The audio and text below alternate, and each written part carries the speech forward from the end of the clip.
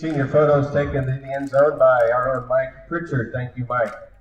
Our next girls golf participant, Maddie Hamilton. Maddie escorted today by parents Ben and Wendy Hamilton.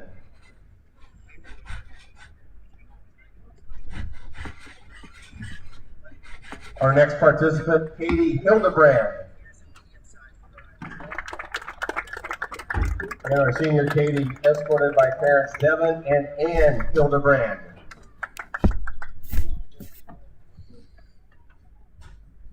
And our fourth girls golf team member, Macy Russell.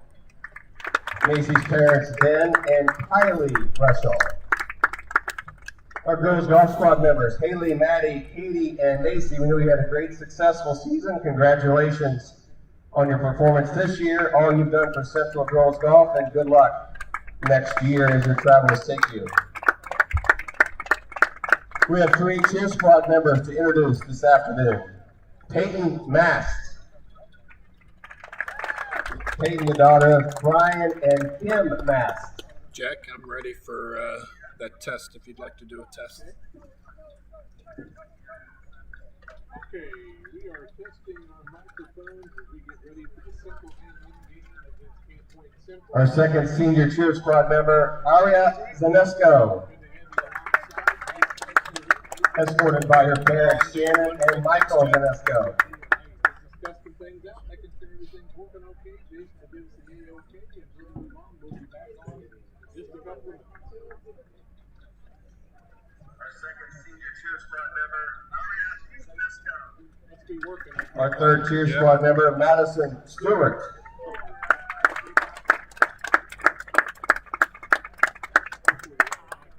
Madison's escort, Christy Huner and Sean Stewart. Well, hi, Kay. How you doing? I'm good.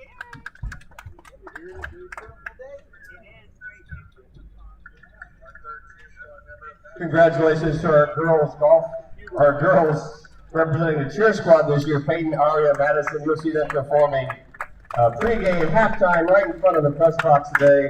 Thank you for your leadership and energy, Peyton, Aria, Madison. Congratulations. I'm getting more Bob. That's probably because that computer must have that excellent mic. Remember we did that? Yeah. We have football squad members to recognize today as I'm well. looking at it right now. Our first senior to be recognized, Dylan Dickut.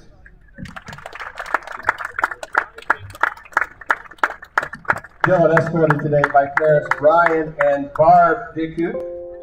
Dylan is number 77, is the center today, so the game doesn't start without Dylan touching the ball, and he anchors our interior lineman. Great season by 77, Dylan Dickut.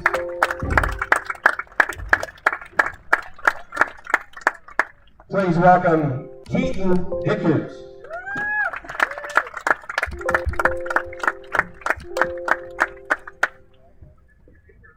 Keaton is our 6'5", 220-pound senior lineman, plays both sides of the ball. You'll see him pressuring the quarterback today, protecting our quarterback, and leading the way on blocks for our running backs.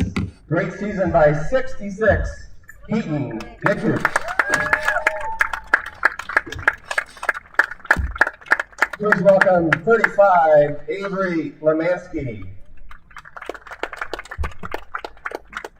Avery escorted to the field today by parents Joe.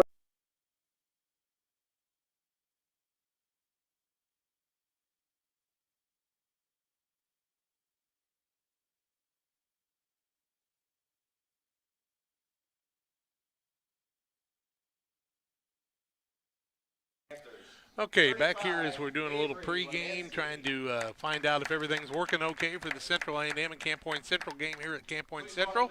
Kickoff will be at 1 o'clock. Bob Lonergan alongside. Bob, how you doing today? Doing great, Jack. Glad to have you alongside. And Jason Hetzler also with us today, running all the equipment as usual. Jason, you doing okay? Very blessed, Bob. All right. Hey, we're rolling along here, so we'll check that out and make sure everything's working for us. We'll be back with the pregame in just a couple of minutes.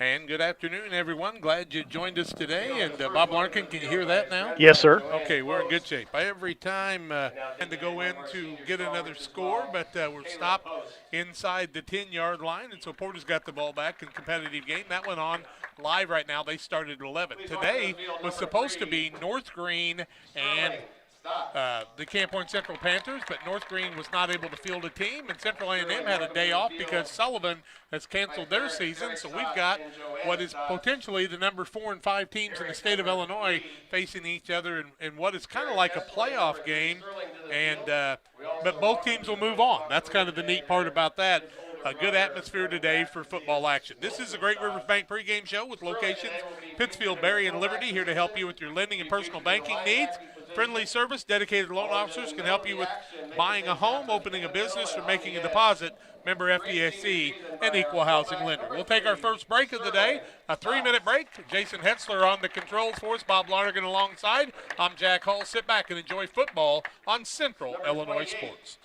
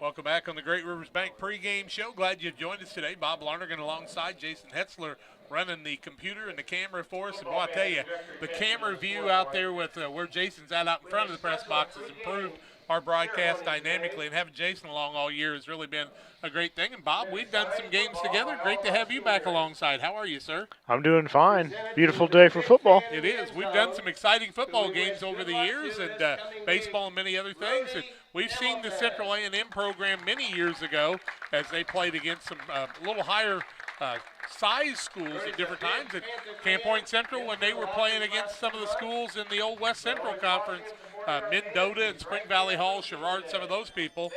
glad the two were able to come together today because of a couple other schools not being able to keep their program going for this week. One of them for this week, one of them for the season. And great job by both the athletic directors and the coaches getting this one together. Yeah, it's fun to watch these two teams play. Two pretty traditionally good programs, you know. I know Central A&M goes back 30-plus years. Camp Point in the last 20 years has been a dominating force in this area. And it's playoff football today, basically, atmosphere-wise.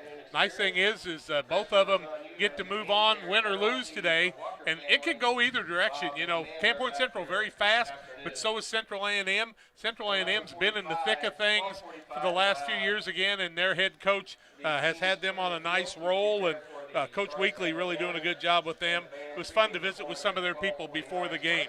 If you're in the market for a new home loan, talk to the experts at Great Rivers Bank with locations in Berry, Pittsfield, and Liberty.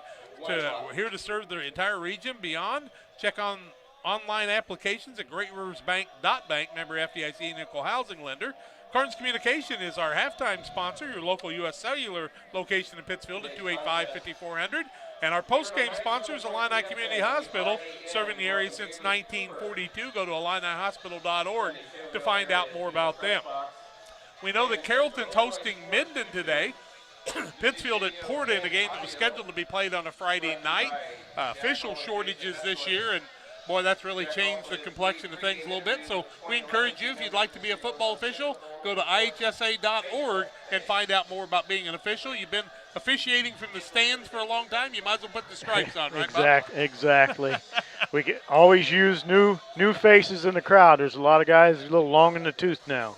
Bob and I umpired a lot of baseball games together, and so we know what that's like. Bob, a longtime baseball coach at Jacksonville Route, state championship under his belt, and a lot of in high school and junior high. And, you know, Bob, it's just great to see a field that the people have worked so hard to make everything look nice and get everything ready, a traditional grass field. Great community support. I love it. You don't see it a lot of places anymore. A lot of outside people involved in it that probably don't get the adulation they should get, so hopefully we give them a little bit of that today.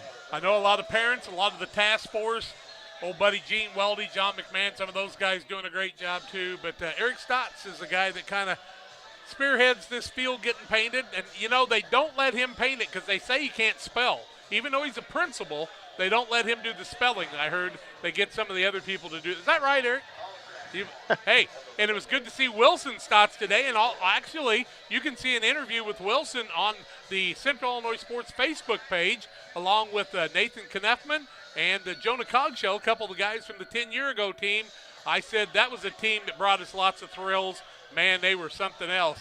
And they played 2A, 3A, 4A teams, beat a Mendota team that had gotten fourth in the state the year before. And I think we did that game. Oh, they were excited. We went all the way to Mendota. Yes, we did. It was, you know, it's funny. I went to Pecatonica and Mendota. Bob Ray, who's a PA announcer here and married to my cousin, went to Hawaii, and he got to Hawaii 2 hours before I got to Pecatonica, which I thought was kind of interesting, too.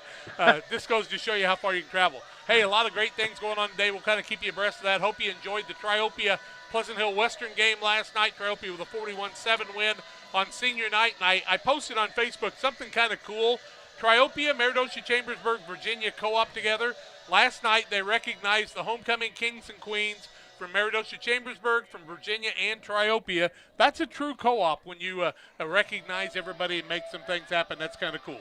Yes, This is a Great Rivers Bank pregame show. Scoreboard sponsor today is Trash Queen, serving Pike, Adams, Scott, and Morgan County with residential and commercial roll-off services, offering 10, 15, and 20-yard roll-off containers, 217-320-4320.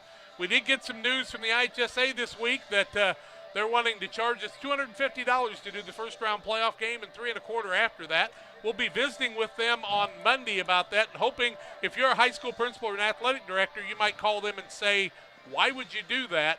Because the NFHS broadcast, they don't even actually do a broadcast. They put cameras out, and we want to follow the teams we've been following, and so do our listeners. So maybe you send the IHSA a nice little reminder that local stuff is local sports sometimes. We'll take a break on the Great Rivers Bank pregame show. Central A&M, Moweaqua, Assumption, and Central High School Panthers of about 7 communities. We'll take a break. Back with more after these.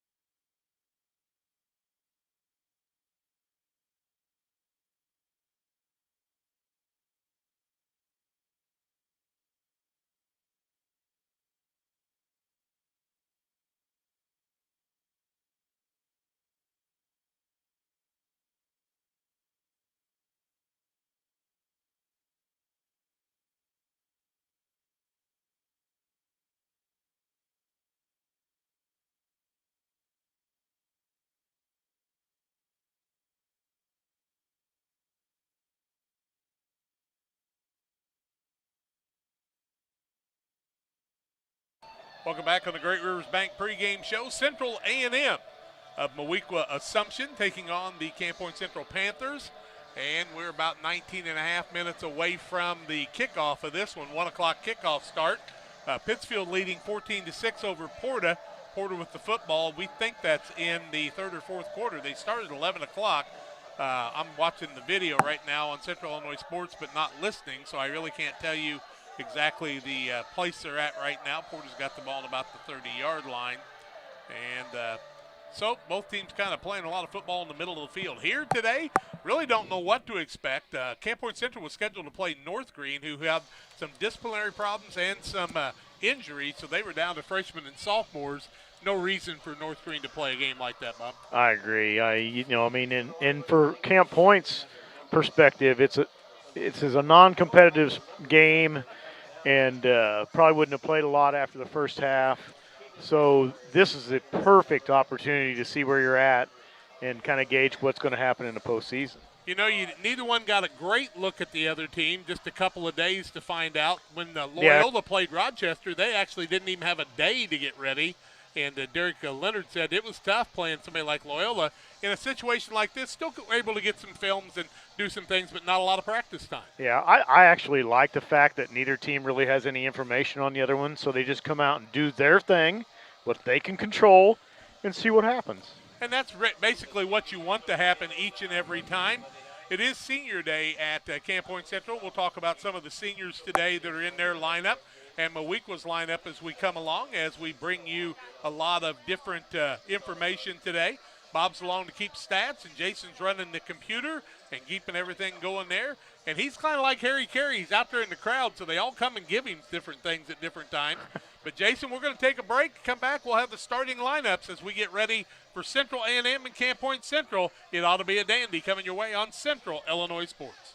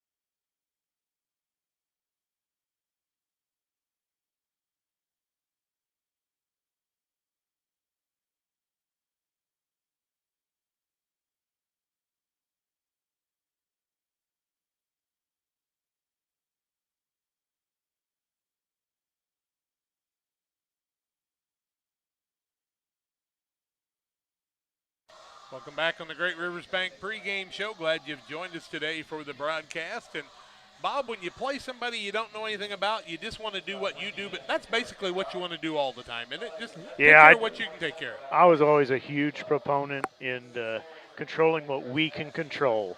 And you can't really control what the other team does a lot of times, so you got to worry about what you do and try to do what you do best. When you look at playing somebody in Week 8 of this magnitude, though, what can you come away with this with that can help you in the playoffs? Well, I think just the competitiveness side of it, and a little bit of the attention to detail to the little things against quality opponents. Those type things prepare you for the postseason where you probably, no offense to North Green, but you were not going to get that today. We're going to take a look at the starting lineups. It'll be brought to you by Illini Express, here to serve you with walk-in medical care when you need it. Open 7 a.m. to 7 p.m. Monday through Saturday. Illini Express sees patients 18 months and older with no appointment necessary. They do close from 1 to 2 for lunch. Learn more about the services offered at Illini Express by visiting IlliniHospital.org. And Geared Up Custom Apparel and Awards. Does your business or organization need custom apparel? T-shirts, sweatshirts, polos, jackets. Geared Up has the great gear you need. Visit WeGearYouUp.com or call 217. Well, that is not the correct number anymore. We'll have to get that correct number for you, and we'll tell you about that. For the Central A&M Raiders, their head coach is Brent Weekly. He is a graduate of Central A&M. Doug Morrill, Rob Smith, Craig Plain, Joe Parody, Jarrett Medler, Craig Reel, Drew Himes, Mike Greer, Andrew Renshaw, and Klein Renfro are their assistant coaches. They got almost as many assistant coaches as Quincy Notre Dame. Yeah, Sacred Heart Griffin. Athletic director is Sean Hayes, and their principal is Charles Brown. No relation to the cartoon character, I don't believe. No. At running back today and playing linebacker will be Brody Barnes. He's a 6 foot, 181-pound junior. A wide receiver today is Mitchell Neese. Also at D-back today will be James Parody, or he's at a linebacker, I should say, 5'11", 185, and a senior. Dalton Nichols will play defensive back for the Raiders of Central A&M. He's a 5'10", 170-pound senior. A wide receiver, once again, Michael Neese, the 5'8", 180 or 65-pound senior. Get my bifocals right. At linebacker is Will Thompson. He is a 5'9", 170-pound junior. Playing both ways today at wide receiver is Hayden Sams. He's a 5'7", 140-pound sophomore. He's also a defensive back. The quarterback plays one way, Drew Damery. He's a 5'10", 175-pound sophomore, so sophomore quarterbacks for both teams. Wide receiver, Caleb Woods. He's also their punter. He plays D-back also, and he is a 6'1", 170-pound senior. Another defensive back is Colby Morrison, 5'10", 167 pounds, and a junior, and he is a defensive back for this squad. At wide receiver is Cody Sloan, 5'11", 170 pounds. He also plays defensive back. At left guard is Evan Moreland. He's a 6 foot, 210-pound sophomore. Left tackle is Jarrett Robertson. He's also their kicker, 5'11", 185, and a senior. He plays defensive line on the other side of the ball. The center is Lane Whitney. He's also a defensive lineman, 5'11", 255, and a senior. Right tackle is Ethan Sutherland. He plays defensive line also. And at right guard is Gabe Del Mindo. We have no information on Gabe. He was left off the roster. We had to find out who he was, actually, to kind of get things going there. We're going to take a break for the national anthem now. The band is coming out a little quicker than I thought, so we will tell you about the Central starting lineup when we come back after this break on Central Illinois Sports. The Fighting Panther Marching Band is coming out. I guess we gave them a new name, and they're playing the national anthem today, so we'll get out of the way and let them do that. We'll be back with the Central starting lineup after these.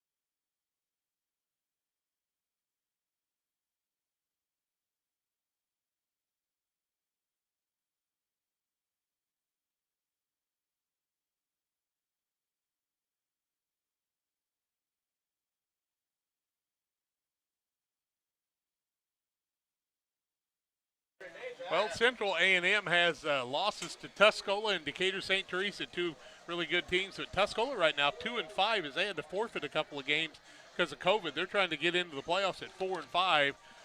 So we'll have to see about the Central A&M team. We need to tell you about the Camp Point Central Panthers. They have one loss in the season to Brown County, 22-20. 6 wins on the season, so they're going for their 7th win today against a very tough opponent, probably the toughest they've seen this season. They will start at fullback today and middle inside linebacker Sterling Stotts, 5'9", 155 pounds, and a senior. Also want to recognize Dominic Williams, even though he's on the sidelines with an injury, 5'11", 155, and a senior. Isaac Ginnenbacher, a junior running back and strong side inside linebacker, 6'2", 195, and a junior, and I think he's grown since then. He's at the right wing. At the left wing will be Garrett Williams. He's also a return specialist, left cornerback, 5'11", 155, and a senior. At the quarterback today will be Nick Moore. Nick also plays right cornerback, 6', 170, and a sophomore. We'll see also running at fullback part of the time will be Avery Lemansky, the 5'8", 155-pound senior, along with folks like Connor Griffin and others we'll see in the lineup today. Gavin Blewett will play free safety part of the time, 6'1", 175, and a sophomore. Right guard is Warren Myers, also weak side inside linebacker, 5'9", 190, and a senior. At the left guard is Trenton Orr. He rotates in at nose part of the time, 6', 205, and a senior. Caleb Post will play the left tackle and the strong side defensive tackle, 6'8", 255, and a senior. Cooper Nista is in and out of the lineup, the weak side outside linebacker, 5'8", 175, and a senior. The center rotates between Dylan Dickhoot and Owen Roth, but we'll tell you Owen Roth is one of the guys that plays nose guard and center, 5'11", 245, and a junior. Keaton Dickhoot, the right tackle, weak side defensive tackle, 6'5", 220, and a senior. Also the long snapper, Robert Gooding, the 6'1", 165-pound sophomore. Cole Proct will play defensive tackle, 6'2", 320, and a junior. You'll hear his name a lot, along with Dylan Dickhoot at center, 6', 220, and a senior. Left end is Carter Eiler. He's 6'3", 185, and a junior. And right end is Josh Alford, strong side outside linebacker, also 6'5", 195, and a junior. And the kicker is normally now Elijah Ginnenbacher, a 5'9", 165-pound freshman rotating in there. So those are the starters for both teams. Brought to you by Bowler's Universe, open Monday through Friday, 11 a.m. to 10 p.m., Saturday 4 to midnight, offering many menu items, burgers, fries, tenderloins, onion rings, fried pickles, specialty pizzas, and more. Try their craft beers. Open bowling is available also at Bowler's Universe. This is the Pike County Pickens Day, so there's a lot of people in and out of town today and tomorrow, and we hope you will enjoy all that. And before we go to break, we tell you about the Central Illinois Sports Group. We're proud to bring the games to you. Visit centralillinoisports.com to see our latest schedule of broadcasts. Subscribe to our YouTube page. Follow us on Twitter. Like us on Facebook. Stay connected with everything in sports on Great River, Central Illinois Sports on Great River Bank pregame show. I got to get all my words together today, guys. Well, we're going to take a break. We'll come back and get things ready for the kickoff. We'll take a 1-minute timeout as we get ready for kickoff action. Central A&M and Camp Point Central on Central Illinois Sports.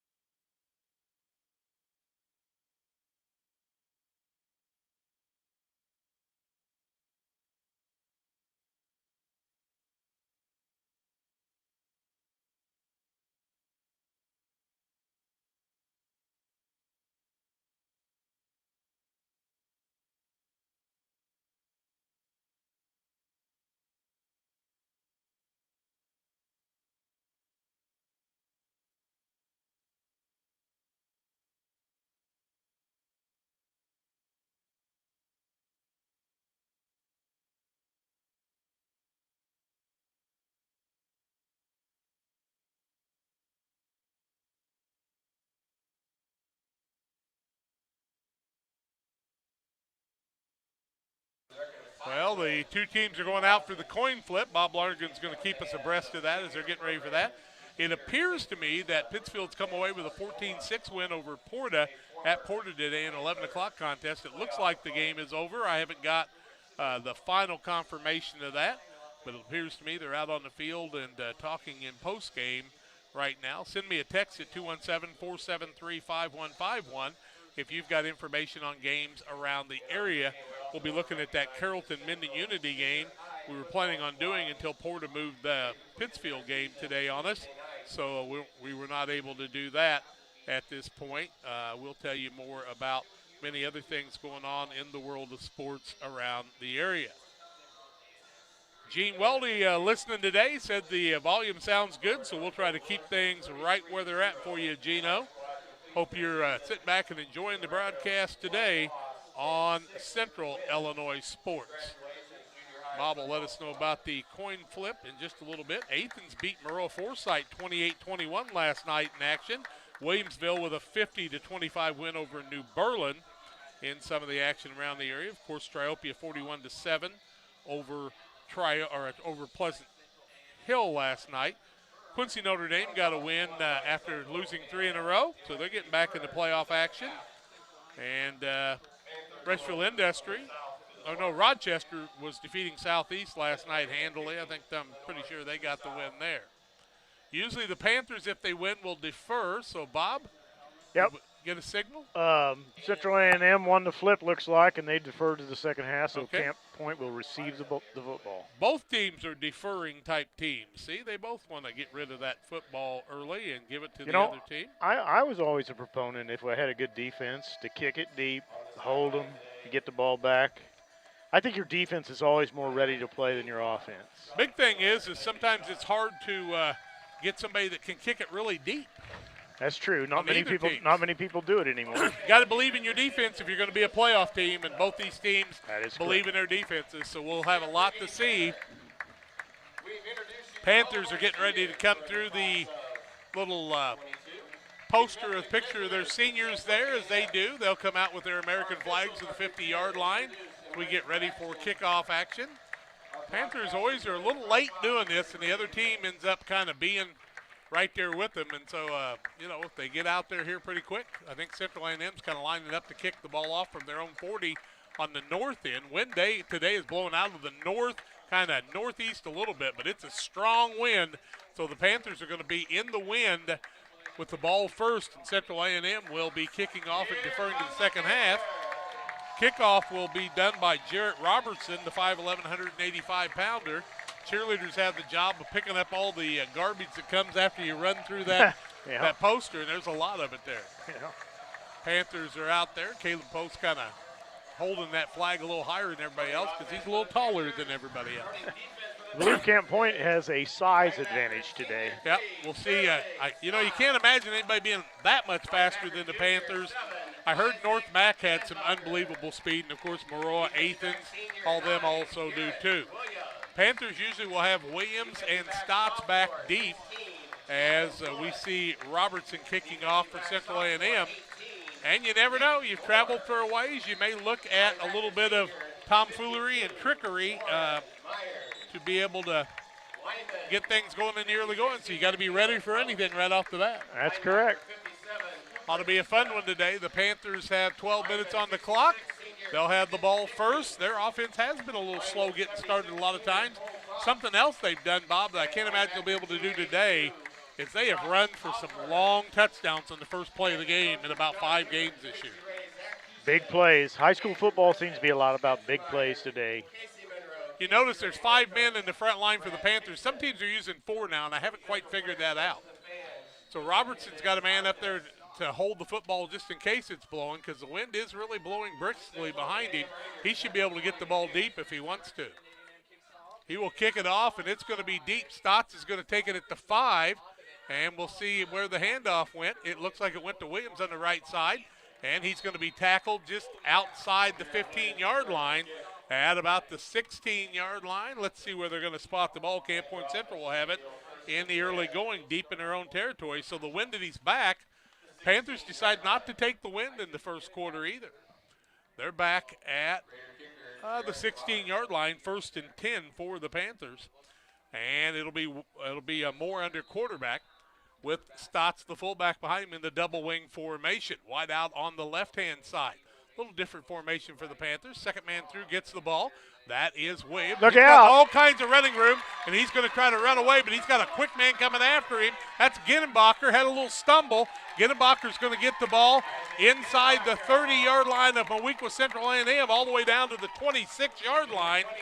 So he's going to go 24 and 34. That is 58 yards in his first run of the day, Bob, for Isaac Ginenbacher. 58 yards and a first down, first down of the ball game. Double wing situation. That's what Ginenbacher's been able to do. He was caught by Caleb Woods. Ball goes on the right-hand side to the fullback. Good running room for Stotts this time. Inside the 20 down to the 19-yard line. Started at the 27, so he's going to gain 8 on the play, down to the 19. It'll be a second down and 2 yards to go. 11-10 left first quarter. Panthers coming out very aggressively on the offensive side. Man in motion is Ginenbacher.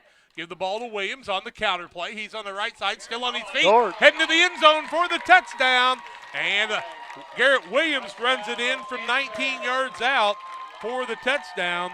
So Williams will pick up the touchdown at the 11-minute mark of the first quarter. And the Panthers score very early on Garrett Williams' 19-yard run. I was a little surprised. That's also another first down, Bob. You have Right. the mark there. So the Panthers take the ball from the 16, go 84 yards in 3 plays, and they take it in. Now they go for the 2-point conversion. 6-0 Panthers on the Trash Queen scoreboard. They will take the ball, give it to Williams, looking on the right side. Looks like he's got it in for the 2-point conversion. Panthers lead it 8-0, 1 minute into the ball game. Timeout on the field, we'll take it 2. We're back with more on Central Illinois Sports. This is Cammie and Joe. They are the sales force for Cascom Business and Residential Services. You may see them in your Pretty community, impressive. offering deals and services place. from Can't Cascom. believe Ginenbacher doesn't At stumble as a Cascom, kid we gets understand it. your He looked like he concerns was about coming up potential on it pretty good, scams. didn't he? Our courteous and professional sales team will always present identification when visiting with you. If for any reason you have questions or concerns, please contact us at 1-800-252-1799. Big long run. Thanks, and we'll be seeing you. Wish you had extra cash for a vacation, a boat, looked like a new NASCAR car, race, 'cause there's a lot of projects windows. around the house? Free up more cash for the things you want by taking advantage of low interest rates. Refinance your home with Great Rivers Bank and keep more of your money by lowering your monthly payment. Start the process online at greatriversbank.bank and work with one of our experienced loan officers to get the lowest rate possible. Great Rivers Bank, member FDIC, and an equal housing lender. Okay, we're ready to kick off. Looks like we got a different man kicking today. Thompson's going to be the kicker today.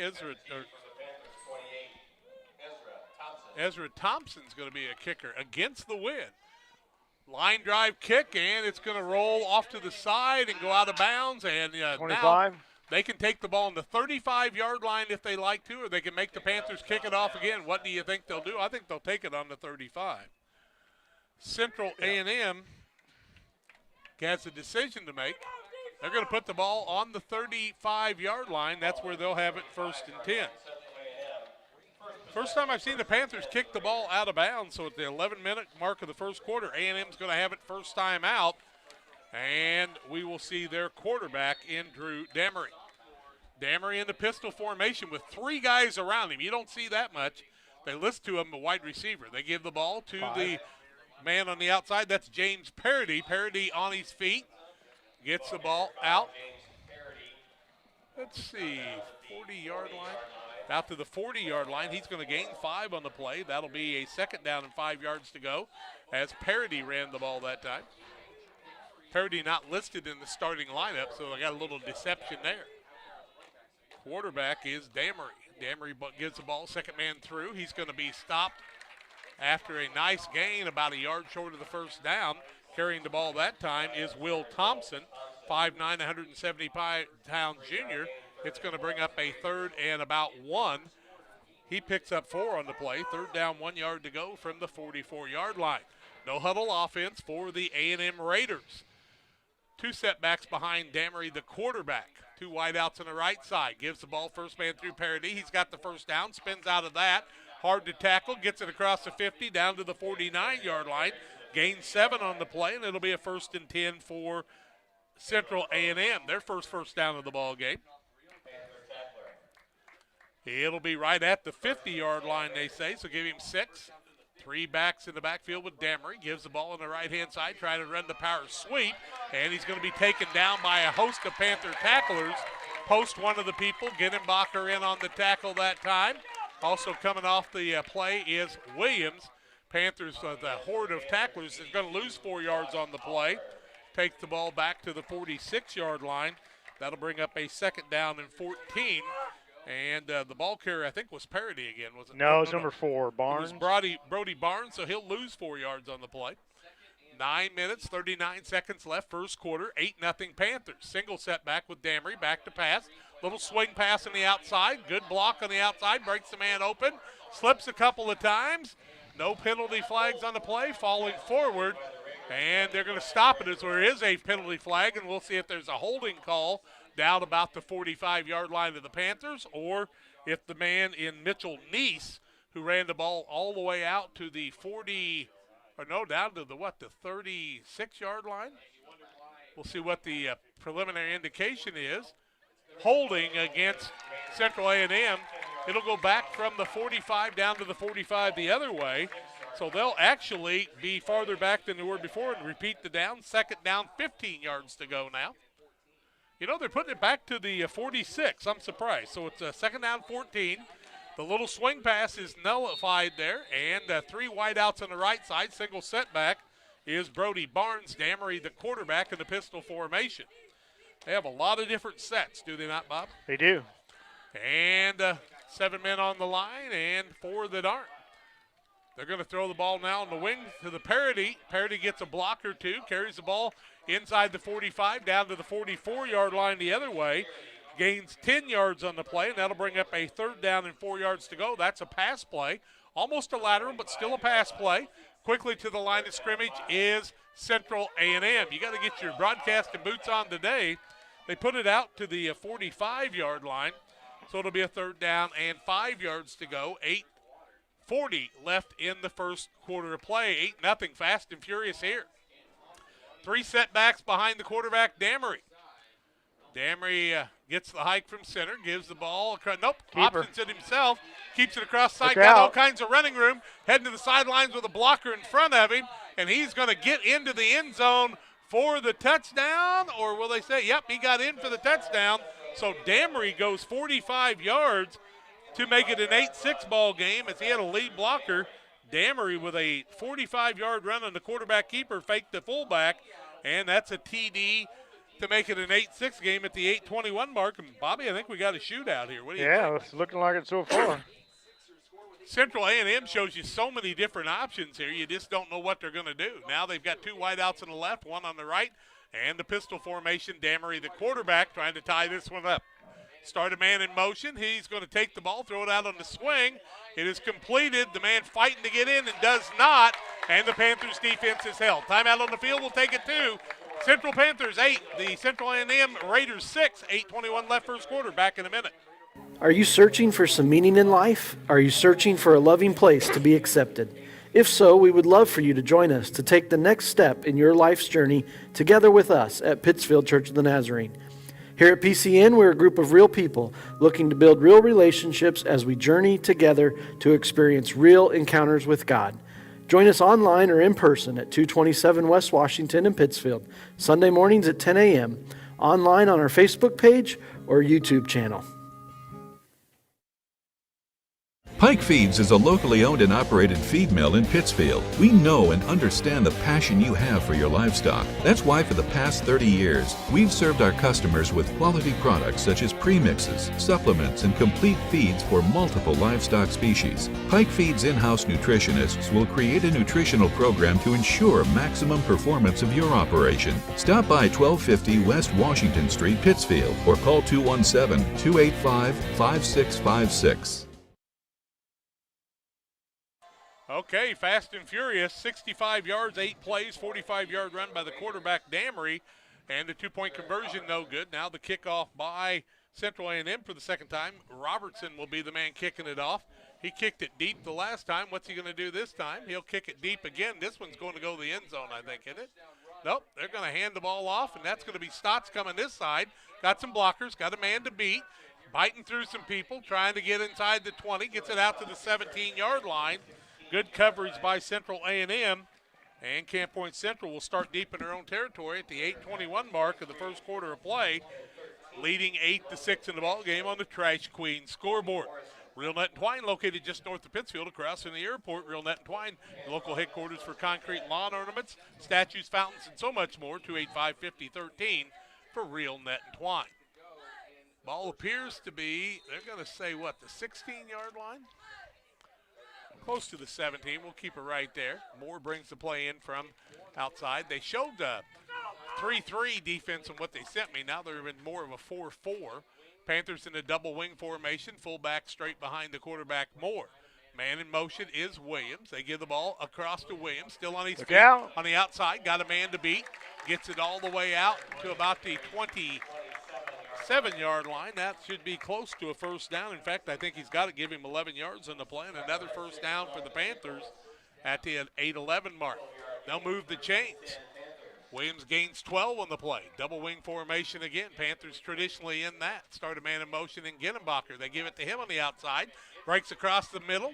Picks up nice yardage down to the 34-yard line. Give him 7 on the play, and it'll bring up a second down and 3 yards to go for the Panthers. Under 8 minutes left.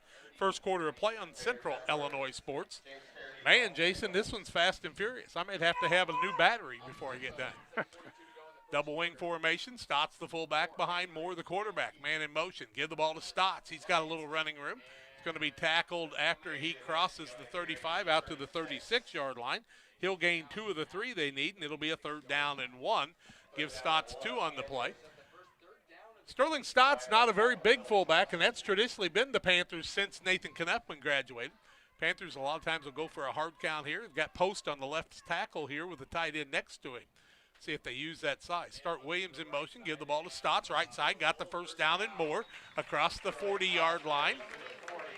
And he'll pick up 4 on the play and another first down for the Panthers. And they're building those first downs in the early going.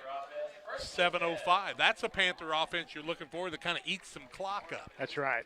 Good drive here. Have a long drive. Under 7 minutes left first quarter. Panthers lead at 8-6 over the Raiders. Second man through is Ginnebacher, going to be stacked up after a short gain. Gets it out to the 37 or the 43-yard line.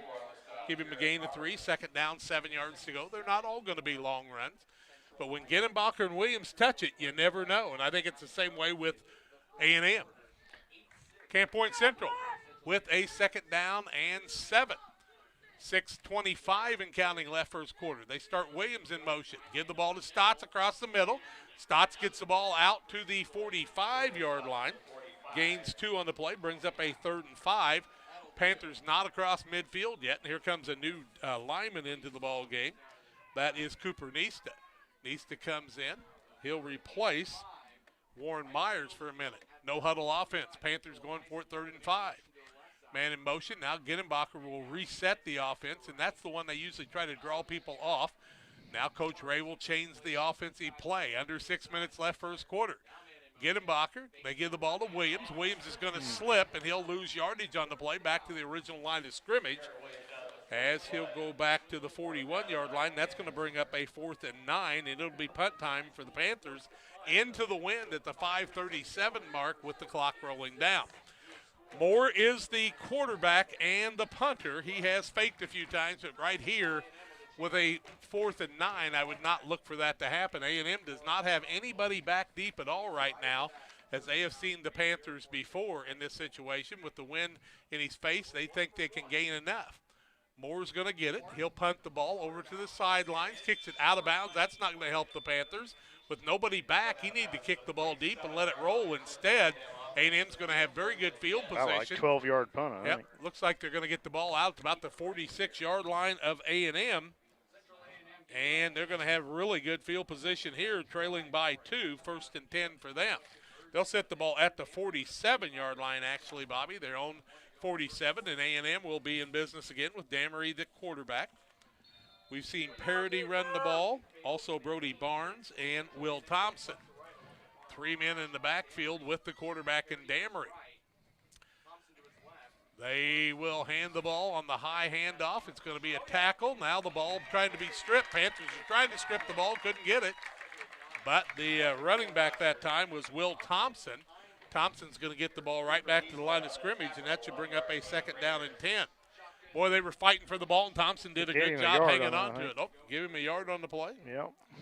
2nd down and 9, 48-yard line. No huddle offense, both sides. Kind of reminds me of Forston and the Panthers in the Full house championship. now. 440. Yep, 3 Offset backs eye. back. Now they're going to give the ball first man through. That is parity usually. Let's see. Ball's going to get the ball out to the 50. Actually, a gain of 2 on the play. Brody Barnes was the ball carrier. They get it out to the 50. That'll bring up a 3rd down and 7. They're getting close to 4-down territory here. Pike County Concrete, when you're in need of concrete for your next job, give them a call at 285-5548, Pike County Concrete.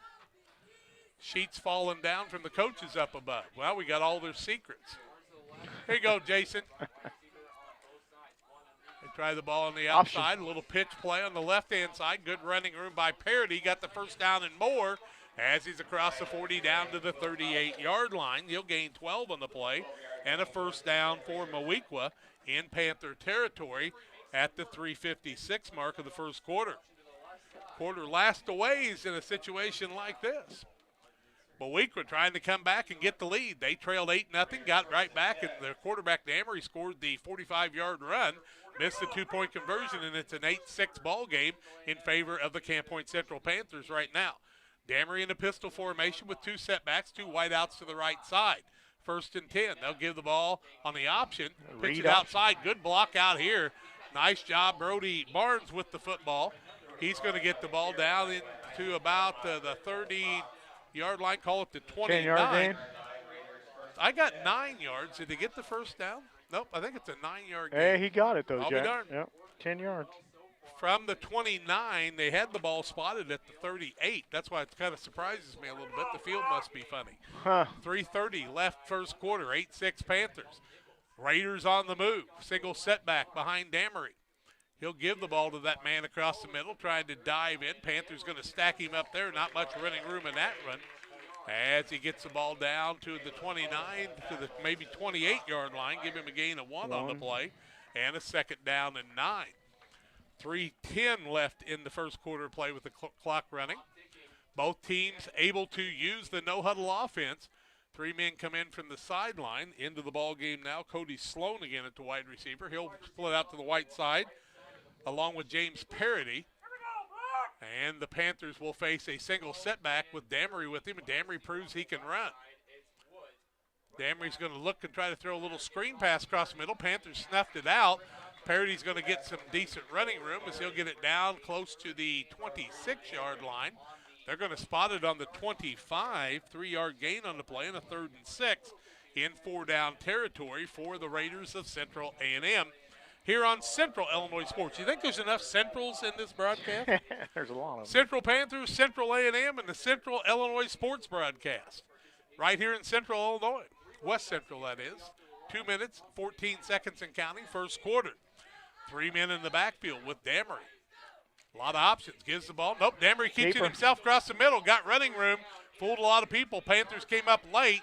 And Damery's going to get the ball down to about the 16-yard line. Gain of 9. That'll be a 1st down for Moweaqua Central A&M. And they're building those 1st downs up at the top, Bob. Yep. Not much room to visit at this time, is there? No. 150 and counting. 1st quarter, 1st and 10. A&M from the 16 of the Panthers, knocking on the door, wind at their back. About 1:40 left in the 1st quarter of play. Damery, the quarterback, twin setbacks, gives the ball to the fullback across the middle. Brody Barnes, he's hit there, and I mean hit hard inside the 15 at about the 13-yard line. Give him a gain of 3 on the play. 2nd down, 7 yards to go with 1:20 in the quarter. Dickoot in on the tackle with a host of others. Coming out for just a minute for the Panthers is Caleb Post. So taking the big boy out. Proc still in there, though, playing the nose guard. 2 wideouts on the left side. They're not trying to run the ball up the middle to Proc, though. They're getting the ball off of tackles a lot of times. 2 setbacks. Now we've got Will Thompson back there along with Brody Barnes. They start Thompson in motion. Fake now. Damery goes across the middle, running the ball himself, stood up, and he's hard to bring down. Panthers stack him up there, a little late whistle. Down to about the 7-yard line, gains 6 of the 7 he needs. Should bring up a 3rd and 1 with 40 seconds left in the quarter. 8-6 in favor of the Panthers in the early going, but the Raiders knocking on the door trying to take the lead before we get to the first quarter in. 25 seconds and counting. Damery with a full house backfield behind him. He's got Parody and Parody and Barnes on either side.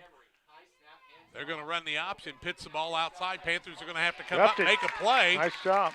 And I don't think he maybe will get the first down. If he does, it will be just enough maybe, or will it be a 4th down? It's going to be a 4th down, but that's going to end the quarter before they're going to get the ball off, I do believe. Yep. That will end the first quarter of play, and it'll be an 8-6 Panther lead after 1 quarter. We're going to take a 1-minute timeout.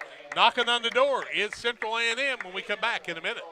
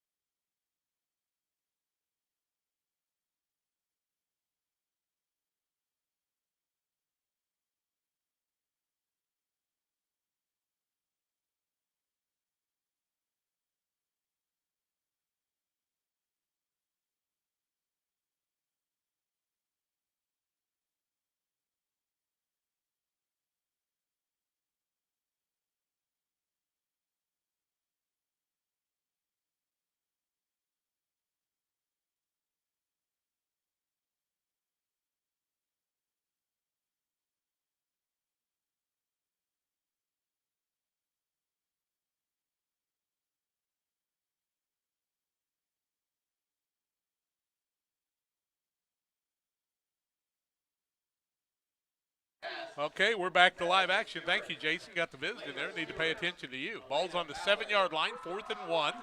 With the wind blowing from the north-northeast, Panthers will be on the defensive side. A&M a little quicker to get out there this time. A&M's been able to fake the ball. The quarterbacks run a couple quarterback draws have been successful, but they've got a lot of weapons out there on the offensive side, as do the Panthers. Thought maybe they'd try to kick a field goal to take the lead, but they're going for the 6 here. 4th down, 1 yard to go. It'd be quite a play if the Panthers could pull that off. They got a wildcat situation going on right now, and they'll hand the ball on the outside. Yep. Man's going to go forward, get the first down and more. Touchdown. As he falls into the end zone. Running the ball. Number 5. Is Barnes, or was it Parody? 5. I think it was 5. Parody was in the shotgun, so Parody does run the ball in 7 yards. from 7 yards out for the touchdown. It comes at the 11:55 mark, so Parody with the touchdown to give Central A&M their first lead of the day, 12-8, and the 2-point conversion very important here. Waters Concrete. Tim Waters, I'll tell you about him in a minute. Parody in the quarterback position. He's going to keep it himself on the draw, try to go across the middle. Stacked up.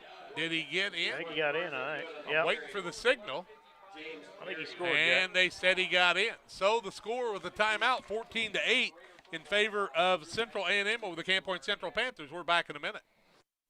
When you're ready to make your dream kitchen a reality, find inspiration at Pike County Lumber in Pittsfield. It starts with a 3D design so you can see your kitchen from every angle. Each detail, from the flooring to the countertops to the cabinets, are designed for your lifestyle. The team will explain the strengths of each product so your finished kitchen will last for generations. Whatever your needs, an island for entertaining, no maintenance quartz countertops, storage for all your seasonal items. From start to finish, trust the knowledge and experience at Pike County Lumber.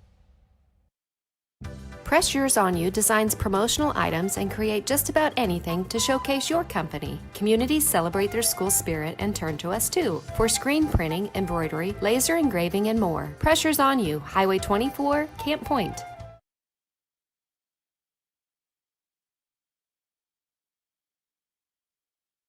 Okay, kickoff for Central A&M for the 3rd time today as they went 53 yards in 12 plays, capped off by a 7-yard run by Parody. It came at the 11:55 mark, and now it's a 14-8 Central A&M lead.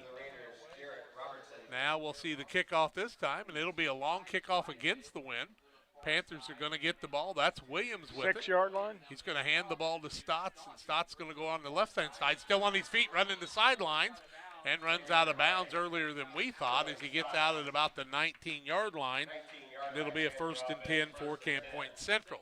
They've been late, deep in their own territory all 3 times, so they'll need big plays again. This time they've got the wind at their back for the first time today. It's kind of blown across a little more than it was a little bit ago, but 11:46 left in the second quarter, and the Panthers on offense for the 3rd time today. They've had to punt once, and that bad punt kind of cost them. Yeah, it did. Double wing formation. Moore the quarterback. Marks him out, starts a man in motion, gives the ball outside. That's the Williams on his running room. He's going to try to run away from the field. 50, 45, 40, 35, 30, 25, 20, 15, 10. Going to be caught at the 3-yard line is Garrett Williams, and he'll be caught by the same man that caught Isaac Ginnebacher and Caleb Woods, the 6'1", 170-pounder. But he went, 31 yards and 47. That's 88 yards on the play. 88-yard run for Williams. Down to the 11:26 mark, and he's got the ball on the 3-yard line. 1st and goal from the 3.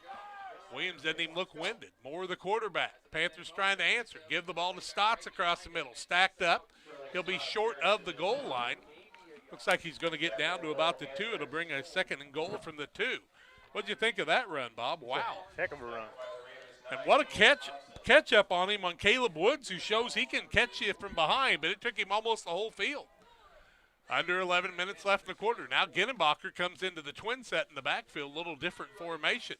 Panthers start Williams. They'll have a lead blocker. Williams in the middle, trying to find the goal line. And he's into the end zone for the touchdown at the 10:44 mark of the quarter. A 2-yard run by Garrett Williams to regain the lead. Nope, tie us up at 14. We are tied at 14. Gavin Graves, they say, is the man that ran it in. Graves runs it in, so he gets the 2 yards on the play. Graves comes in wearing the number 5, I do believe. Yep. Graves comes in, gets behind Ginnebacher, and runs it into the end zone at the 10:44 mark, tied at 14. The 2-point conversion is important here. Moore the quarterback. Man in motion. Give it to that man in motion. Crossing the middle. Nope. Pitched it outside. Kept it himself. Moore into the end zone for the 2-point conversion. Nick Moore runs it in and gives the Panthers a 16-14 lead at the 10:44 mark. We take a 1-minute break. More comes your way. Exciting football on Central Illinois Sports. The Rustic Market is a small-town treasure. Come discover unique gifts, home decor, and a variety of specialty foods. Find fun clothes from size small to 3X and a personal stylist to outfit you from head to toe. And new merchandise weekly. Explore the Rustic Market today. The Cottage Coffee and Soda Shop features all of your favorite specialty espresso drinks. Enjoy over 50 fabulous flavors of Lotus and try the new Soda Mixology with exciting flavor combinations added to your favorite Pepsi product. Come see us at the Cottage Coffee and Soda Shop today. Here at Little Jess, we're grateful to our community for letting us serve you for over 50 years. Supporting area schools and local teams is one of our favorite and most exciting parts of our business. After an uncommon year, we couldn't be happier to see our athletes back in action and communities gathering in person to cheer them on. Our promise for the next 50 years is the same as it's been for the last 50, to meet our community's needs with a low-pressure experience, fair price, and family atmosphere. Little Jess Motors, serving our community since 1969. Okay, kickoff time for the Panthers. This time they've got the win at their back from their own 40, leading 16-14 after the 88-yard run by Williams and the 2-yard run by Graves. 2-point conversion was Nick Moore, the quarterback, going for 3 yards, and they lead 16-14. This is a dandy game for both teams. Kickoff across the middle. It's a line drive taken at the 10, 15, 20-yard line, still on his feet, 25. Got some blocks, finally taken down outside the 30. Down to the 36-yard line. Let's see. Looked like Carter Thomas was the running back, a sophomore. Number 18. Yeah. And where will they spot the ball? 40-yard line, looks like. 30-yard run. 36-yard line. 36-yard line, 1st and 10, 10:37 left in the half. 16-14, Trash Queen scoreboard. Panthers with the lead. Damery, the quarterback, gives the ball on the right-hand side to Brody Barnes. Barnes is going to be stacked up after his short gain on the play. He'll get the ball out to what appears to be the 39-yard line. Give him a gain of 3 on the play and a second down and 7. 10-20 and counting in the first half of play. Central A&M played Decatur, St. Teresa, and Tuscola and saw very good talent there. And we're beaten handily by both, but they've handled about everybody else. They did receive a forfeit earlier in the season also and didn't want the second one. Damery with 2 setbacks behind him. He'll give the ball. Nope, keep it himself on the outside. Now pitch it on the outside, and they play. What a play by the Panthers on that one, though. They were not fooled at all. Warren Myers makes the tackle. The Freddie Barnes, I think. Was Barnes the ball carrier or Parody? I think it was Barnes. Barnes carries the ball to be a 3rd down and 9 yards or 7 yards to go. 3rd and 7 at the 39. 9:30 and counting in the half. Longest challenge of the day for the Central A&M squad, but they've showed they could pass too. They put the fast man that's been running people down, Caleb Woods, wide out to the left. I'd watch out for him if he could get in the open because he can run by you.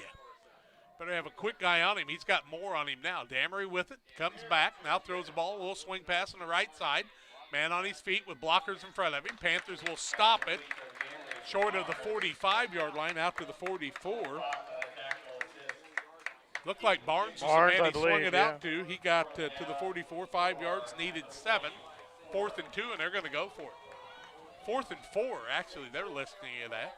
Damery trying to hard count, trying to pull the Panthers off. Panthers are setting solid on that one. Now they'll get a change on the play. Will they call the timeout? Nope, they're going to run the play. They're challenging the Panthers' defense. Panthers still have not jumped, and now one of the wide receivers points, and, you could call him for illegal procedure on that one. Still waiting. 2-1 on the play clock. Now they'll get a man in motion, and the man is offsides illegal procedure, and that'll be a 5-yard penalty. You just knew when they took that long it was going to cause some problems. They're going to face a 4th and 9 from the 39-yard line, and the Panthers defense held solid to not jump off sides. That was so important. 8:24 and counting. 4th down, and they now will list the man doing the punting is Caleb Woods. Woods is back deep with 3 men back there with him. Nothing's for sure with 8:10 left in the first half of play. Woods is going to get the hike from center. It's a good one. He'll get the punt off. Little short punt. Panthers want to get away from that one. Will not get a good roll, and the Panthers are going to have good field position on their own 45-yard line after the punt. So both 11-yard punt, I think. Both punts were bad, 12 yards and 11 yards. Punting's not their forte, and they're both punting into the wind. Good time to kick that little rugby kick instead of the high punt. Both of them, 12 yards for the Panthers, 11 for Central A&M on their punts. Panthers good field position with 8 minutes and 11 seconds left in the first half. Have not had a turnover in the ball game, so both teams need to take care of the football here, Bob. That's correct. Like I said, been pretty well played offensively, both sides so far. What a game, what a game, what a game. 13-6 Carrollton in the second quarter over Minden Unity. Man in motion. They give the ball to the fullback across the middle. Running room for Stotts. Blocks a couple people. Got a corner to run. He's heading towards the house. He's going all the way. Is Sterling Stotts around the right side on a 55. Fullback dive. He goes 55 yards, does Stotts. And he just showed everybody what Sterling Stotts could do. At the 7:50 mark, Stotts gives his team a 22-14 lead. What a run by Stotts. Is the quickness going to pay off? It's paying off at the moment. I mean, Stotts went around the outside at fullback, and he flat ran away from the field that time. Caleb Wood said, I had no chance to get him. Stotts goes 55 yards for the touchdown. Now the 2-point conversion is important. You can make it a 10-point game and a 2-score game.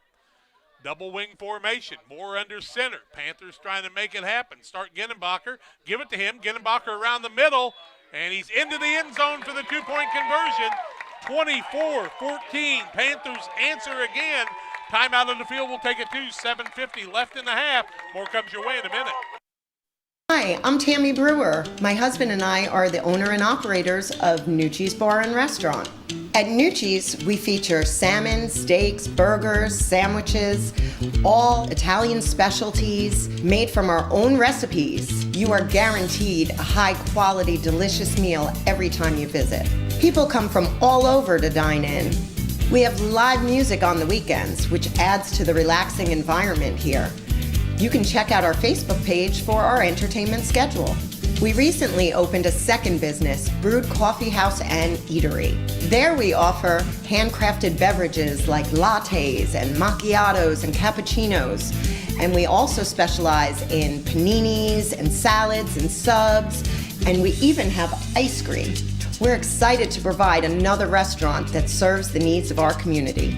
Come on down. We look forward to serving you. Well, we're back to live action, and let's see. I'm not hearing anything. I'm going to switch back here. Okay, we're going to try it again here. Here we go. We'll do our very best to get all the technical difficulties out of the way. Bob, talk to me a minute. Yes, sir. Okay, we're fine. Kickoff is going to be a hard one. Goes over the man's head. Out of bounds. And it's going to go out of bounds, and that's going to be the ball back to the 35. Even though it went out on the 4-yard line, it's going to give Central A&M pretty good field position. You need to keep that one in play. And kicked it out of bounds. New kicker in Thompson there, and he's kicking the ball a lot harder with the wind at his back, but gets it kicked out of bounds. First and 10, Central A&M, 7:50 left in the half. They trail by 10 on the Trash Queen scoreboard, 24-14. What a game. Heck of a game. 24-14 is the score, and you can bet your bottom dollar Central A&M has got an answer for this. They will start on their own 35-yard line with 7:50 left in the half. You listen to it on Central Illinois Sports. Jack Hole, Bob Larnigan, and Jason Hetzler bringing you the game today. Double setbacks behind Damery, the quarterback. He'll start Barnes in motion. Now he'll fake it to him. Damery tries to run across the middle, and he'll be stacked up after a short game. Ball comes loose, and did they kill it? Yep, they'd already killed the ball, but the ball did come loose. So the Panthers are tackling the ball. It's going to be out the 36-yard line. Gain of 1 on the play, and it's second down and 9. Second down, 9 yards to go. Damery got hit hard after he looked like he gained a couple. Ball came loose and probably cost him a couple yards on the running play. That quarterback keeper, Damery, is very, very dangerous. Yeah, he's good. He does a good job reading. He's read options. Only a sophomore. Wow. Going to give the ball across the middle. Nope, Damery keeps it himself. Keeps it on the right side. Got running room. Kicks up a big yardage on the play. Out to about the 44-yard line. Well, he'll be knocked out of bounds. 45-yard line, they say. And that should be a gain of 9 and a first down for Central A&M at the 7-minute mark of the first half of play. Panthers lead it 24-14 over the Raiders of Central A&M. And Kyle Kampmeyer, if you're watching this game or listening, we hope you are. Send us a text, 217-473-5151. Carrollton's leading 13-6 over Minden Unity in a contested contest there. Damery, the quarterback, 3 setbacks. He'll give the ball across the middle. Nope, keep it himself again. Another keeper. And he's going to be stacked up at the 49-yard line. Hit hard by Myers. Also in on the tackle was Ginnenbacher, I do believe. Nope, that was Moore, the quarterback. Give him 5. And blew it. Yep, give him a gain of 5 on the play. Second down, 5 yards to go. Ball goes out to the 50. 6:20 left in the half. Both teams with all their timeouts. Damery is looking good out there today. Single setback this time with 3 wideouts to the right. He hasn't really thrown the ball down the field. Panthers picked that ball off almost. I'm telling you, it was close to being picked off. He threw a little swing pass. The Panthers defense had broke through the blockers, and if he'd have got that ball, he would have went all the way. That's correct. But he didn't. Who was in on that one that time? Was that Eiler or Alford, I do believe, stepped up in front of that one? Jice Alford. That's going to bring up a 3rd down and 5. Ball on the 49-yard line of the Panthers. Central A&M with the football. 6:08 left in the quarter on the incomplete pass. That was a dangerous one. Yes, it was. 2 wideouts on the right, 1 on the left, 2 setbacks behind him. He'll give it. Nope, keep it himself. Damery's got the ball under pressure, throws a little pass across the middle. Penalty flag comes down. Might be an illegal man downfield is where that flag came, and I think that's what we're going to have. Nichols catches the ball, but an illegal man downfield is going to bring this one back. Yep, you could tell the lineman on this side had gotten across the line of scrimmage, and the line judge on this side spotted it through the pass, or through the flag. And so that'll be a penalty as we go back to the line of scrimmage, which was the 49-yard line. I don't think they do it from the assessment there. No, they go back to the they 49, And is that a 5 or a 10-yard penalty? I think it's 10. Well, looks like it's 5. Oh, it's only a 5. 5-yard penalty, so it's going to be 3rd down and 10 now as it goes back to the 46-yard line with 5:59 and the clock moving again. 24-14 Panthers of Camp Point Central with the lead over Central A&M. What a thriller and a privileged game to be able to broadcast this one for you today. Great job up here by the staff at Camp Point Central at the 5:40 mark. Play clock at about 6. I can't see it, Bob. It's red. 5:38. They got the play clock. Oh, play clock. It's down to 2. Yeah, Damery back, and Stotts tried to blitz on the play. Couldn't get to him. Now Damery's going to keep the ball himself. He's going to have enough for the 1st down as Damery runs the ball 11 yards on the play, gets it all the way down to the Panther 43-yard line. Getting 11. He's going to get 11 on the play, and another 1st down from Moweaqua Central A&M. Set the chains, and away we go. 5:25 left in the half. Waters Concrete, 309-252-1052. Tim Waters doing all the concrete work that you could ever ask for. Be sure and tell Tim you heard it on the broadcast. Single setback on the pistol formation. Damery starts Barnes in motion. He'll swing it. Nope, Damery's going to keep it in the quarterback keeper. He's going to be hit hard, and he's going to gain a yard or 2, give him 2 on the play down to the 41, 2nd and 8. This reminds me a little bit when Carrollton had Pullman running the ball constantly, and the Panthers kept hitting him hard, and that will take its toll on you in a game. Yeah. And you don't want your quarterback getting hurt in this Week 8 game when you got playoffs coming down the road. That's true. Damery, the sophomore, is taking a lot of hits today. Gains a couple of yards in the play. Got to have good yardage, does Damery. He's got 90 yards rushing. 90 yards rushing from the quarterback. Big 45-yard run earlier. 4 minutes, 30 seconds left in the half. Trailing by 10 is Central A&M. Double setbacks here. They need something going here. They give the ball to Barnes across the middle. He'll be stacked up after a short gain on the play. Give him a gain of a yard or 2. They're going to stack him out at the 39-yard line. He'll gain 2, and that'll bring up a 3rd and 6. Nista in on the tackle, they say. Post also in on the tackle. A couple of seniors there. Big play right here. 3rd down. They call it 7. I'll call it 6. From about the 39-yard line out inside the 40. Damery has got a lot of plays up his sleeve. 3 setbacks in the backfield with Damery, the quarterback. He's going to keep it himself on the outside. He almost had a tackle. Then he's going to get good yardage. Damery's going to get close to the 1st down. He was close, and a penalty flag comes down late. That could go against the Panthers on a late hit. Where that one came down, you got to expect that, don't you, Bob? Down to the 31-yard line, 8-yard gain. That'd be a 1st down. You add 15 to that, and that's going to take it down the field. Let's see what the call is. Personal foul against the Panthers, 15 yards more.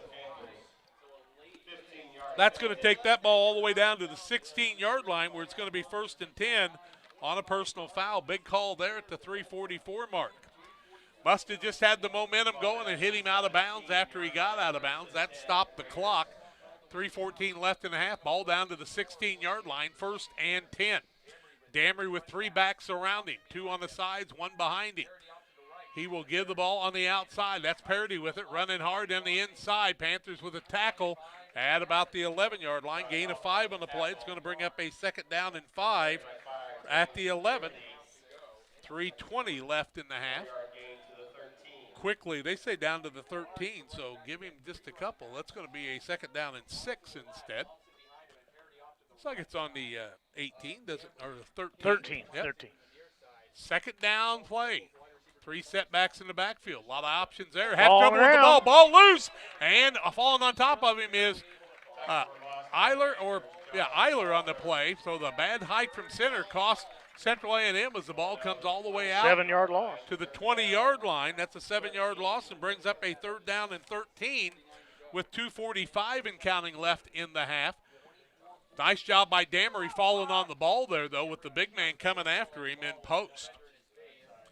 Damery looks to the sidelines. He's got a long-distance play here. 3rd down, 13 yards to go. Ball on the 20 with 2 minutes, 30 seconds left in the half.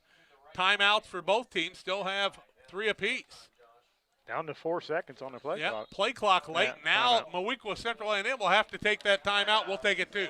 Panthers with a 24-14 lead on Central Illinois Sports. 2:22 left in the half. Back in a minute. Since 1921, Farmers State Bank of Camp Point has been a vital part of our community's history. We are proud of our growth, our community leadership, and our success, which is only possible because of all those who shared this journey with us. We are grateful to the generations of loyal customers, families, businesses, employees, officers, and directors who have shaped not only our story, but our entire communities. Thank you. We look forward to serving you and your future generations for the next 100 years. Farmers State Bank and Camp Point. Together, we are a strong, united community. At US Cellular, we believe you should get more of the latest 5G technology for less of your hard-earned money. Right now, get up to $1,200 off any 5G phone. The choice is yours. Any of our 5G phones, with no trade-in or hidden fees. US Cellular, America's locally grown wireless. Terms apply. See uscellular.com for details. Come check out America's locally grown wireless at U.S. Cellular. Visit Carnes Communications, a U.S. Cellular authorized agent, located at 224 East Washington Street in Pittsfield.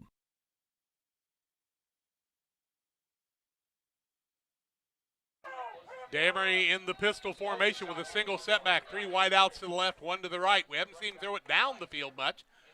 3rd down, 13. Start a man in motion in parity. Hikes the ball, works to the right, throws it across the middle. Ball is completed to Parity as he's moving forward and reaches out there to about the 12-yard line, and another timeout for Moweaqua. No, Central's going to call the timeout. So it's going to be a 4th down. See, he was on the 20, got 12, gained 8, going to be a 4th down and 5, so the Panthers stop the clock, and we'll keep it right here. I'll tell you look at this situation, the Panthers are daring him in this spot to say, hey, we think we can make things happen here and stop you. Parity really reached out and gained an extra yard or 2 by reaching out on that pass play. That gain was 8 yards on a pass play for the Central A&M Raiders. Tell you what, you won't find a better playoff game in the first 3 rounds than this one is in the regular season. What a job by the 2 athletic directors making this one happen. Yeah, this is a fun game. 2 minutes, 12 seconds left in the half. Almost as fun as watching Route and Triope, isn't it, Bub? Just teasing. A reserved comment on that. Yeah. You had a choice between that and the Athens-Pittsfield freshman game that got canceled. There you go. A lot of setups here. I still chose the wrong one. Parody's way out on the left-hand side. Barnes next to the quarterback. Also back in the backfield is Will Thompson. Damery, the quarterback. 4th down, long yardage, 6 to go. Damery, I think, might keep it. Now Central A&M's going to call the timeout. We'll take it too. Timeout on the field. We'll be back in a minute to tell you more after this. When you're ready to make your dream kitchen and bathroom a reality, find inspiration at Pike County Lumber in Pittsfield. It starts with a 3D design so you can see every angle and every custom detail. Traditional style or the newest trends. We'll create a design to fit your lifestyle. Your custom kitchen and bathroom will have the features that you need. A large versatile island for work or entertaining. Quartz countertops. Quality onyx that offers dozens of colors. From start to finish, trust the knowledge and experience at Pike County Lumber. Prairie Land FS is locally owned and operated. We proudly serve our neighbors like you with 24-hour service to ensure the comfort of you and your family. Prairie Land FS, your leading supplier of choice. 2:12 left in the half, 24-14. Camp Point Central leads Central A&M on the Trash Queen scoreboard. Jack Hole, Bob Lonergan, Jason Hetzler bringing you the action today. Now Parity goes to the right side in the backfield, and they send the big man and Caleb Woods out on the left-hand side, maybe going to try to throw it over the top of the defensive backs. Man in motion is Parity. Now he'll set up in the spin. He'll pitch the ball back. Parody's going to try to throw it, throws it across the middle, and it is incomplete, and the Panthers defense has held on the right razzle-dazzle play, and the Panthers are going to have the ball at the 12-yard line, 1st and 10 with 2:06 left in the half and 2 timeouts left. And the way they've been able to run long runs, you got to believe they're going to keep it on the ground. But if they could break one of those and get some field position, they could add to this 10-point lead. Panthers and the Raiders come to play today. Not a good play call, in my opinion. No. Senior day here at Camp Point Central. Also the 10th anniversary of the 2011 stud team. Moore brings it from the sideline from Coach Ray. Here come the Panthers up to the line of scrimmage. 2:06 left in the half. They've got 88 yards to go. That's what Williams ran it a little bit ago. Man in motion. Give it on the right side. That's Williams with it. Got some running room. Falls forward over the 20-yard line to the 22. Gains 10 on the play. Will that move the chains or not? Looks like a yard short, Jack. Second down, 9 yards to go. 1:50 left in the half. Panthers quickly to the line of scrimmage. Man in motion. Gittenbacher gets it on the outside. Breaks a tackle or two. Stumbles forward. Has the first down, I do believe, at the 24-yard line. That'll stop the clock for just a second at the 140 mark. As soon as they set the ball, they'll be ready to go again. Now they start the clock quickly. Last night they wouldn't start it that quick. 1:38 left in the half. Moore, the quarterback. Back to passes. Moore across the middle. Got a man open. And it overthrows Williams as he was at about the 48-yard line. And Moore just got a little wind extra behind it, and it's an incomplete pass. That'll stop the clock with 1:28 left in the half. Bring up a 2nd and 10 from the 24-yard line. Hey, you got the man coming forward. And sometimes the wind at your back is not a good thing. Yeah, and he's a sophomore quarterback. He hadn't been in this situation a lot, hadn't had to throw. Usually throws 5 or 6 times a game. He's only, is that his first pass of the day? Yep, I do believe, first right? one, yep. Second down, 10 yards to go with 1:28 left in the half. Panthers start a man in motion. That's Williams. They give the ball on the outside. Dancing with it is Stotts. Got a man to beat. Keeps his feet. Breaks a tackle or two. Gets tackled out of bounds. That'll stop the clock at the 120 mark. Stotts gained more yardage than you ever would have thought he'd have got on that one, Bobby. Big yardage on that one. Gained 7 on the play. That's going to bring up a 3rd and 3 as he gets the ball all the way out to the 32-yard line. Give him a gain of 8, actually, on the play. Gets out of bounds and saves the timeout with 1:20 left in the half. Panthers need to get the first down here, though. Then they can call the timeout. Moore, the quarterback, double wing again. Stotts straight behind him. Man in motion and a man off sides for the squad from Central A&M. A 5-yard penalty. That'll take it out to the 37 and give the Panthers a 1st and 10 with no time running off the clock. That's big. Ball's out to the 37-yard line as that time Gittenbacher starting the run. Caused the man on the right side to jump off, and that was Ethan Sunderland. Moore brings the ball in. 1st and 10 for the Panthers. They piled up the first downs today. Had some long runs. Moore under center, double wing formation. It's looked good so far today with 1:20 left in the half. Started man in motion in Williams. Give the ball to Stotts across the middle. He's going to be tackled on a loss on the play. Stotts couldn't get back to the line of scrimmage that time. He'll get tackled at the 35, lose a couple on the play, and it'll bring up a 2nd and 12. Clock running down to about 1 minute. Back to the line of scrimmage are the Panthers. 2nd down, 12 yards to go. Moore the quarterback. Man in motion. Couple of reversals there. Here comes Look out. The man on the outside. That's Ryan. Graves. Graves gets the ball out to the 49-yard line. He'll pick up 14 on the play, and that'll be enough for a first down. 50.3 seconds left in the half. Panthers quickly back to the line of scrimmage. Clock will start. Panthers go to the line of scrimmage at midfield, leading 24-14. Moore, the quarterback, under center. Barks him out. Back to pass. Got some time, trying to hit a man, and Gittenbacher tips it up. Gittenbacher almost tipped the ball over the defensive man and ran and got it, but it falls to the ground incomplete. I haven't seen that since one of the twins at Triopia did that. It's in the world. Jacoby. Man, that was exciting. 2nd down, 10 yards to go. If Jacoby could have tipped that a little bit to the right.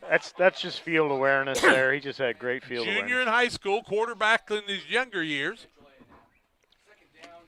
I remember a halfback pass. They ran at Argenta right before the half, where I saw Clayton Stotts run that. I don't think anybody can hear me here, but we'll be all right. From the 49-yard line with 31 seconds left in the half, starting Gittenbacher in motion. They give the ball across the middle to the fullback. Stotts fights away. He's still on his feet. Going to be knocked. No, they're going to keep the clock running with 23 seconds left. And the Panthers will stop the clock. Lost a yard, 23 seconds left. Yeah, he'll lose a yard. We'll have a timeout on the field. We'll take a 30-second timeout to tell you more about the rest of this first half when we come back. Panthers lead at 24-14. This is Cammie and Joe. They are the sales force for Cascom Business and Residential Services. You may see them in your community, offering deals and services from Cascom. At Cascom, we understand your concerns about potential scams. Our courteous and professional sales team will always present identification when visiting with you. If for any reason you have questions or concerns, please contact us at 1-800-252-1799. Thanks, and we'll be seeing you. Okay, back to live action. Panthers face a 3rd and 11 from the 47-yard line of the Panthers. Wind at their back, 23.2 seconds. They've proven that they could get a man open.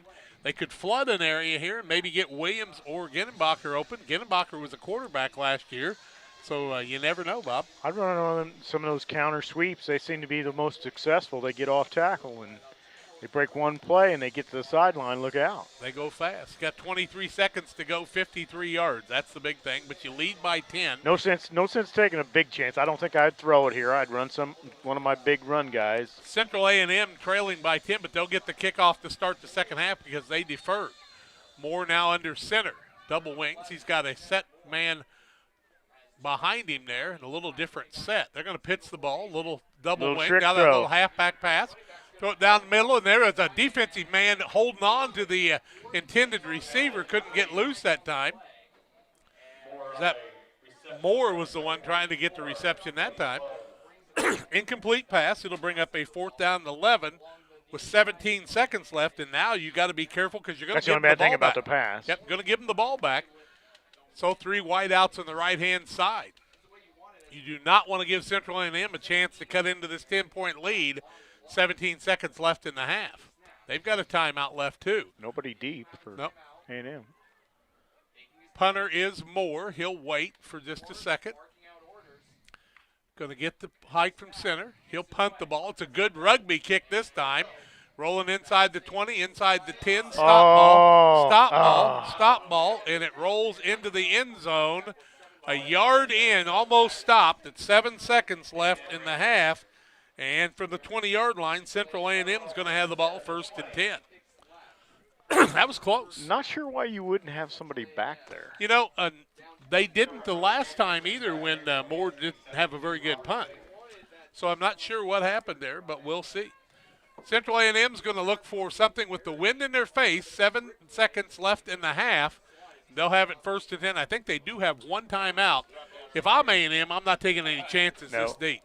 No. You take a chance too deep here, and a lot of bad things can happen. But they'd like to cut into that 10-point lead, 24-10 Panthers or 24-14. They're just going to take a knee on the Trice-Queen scoreboard.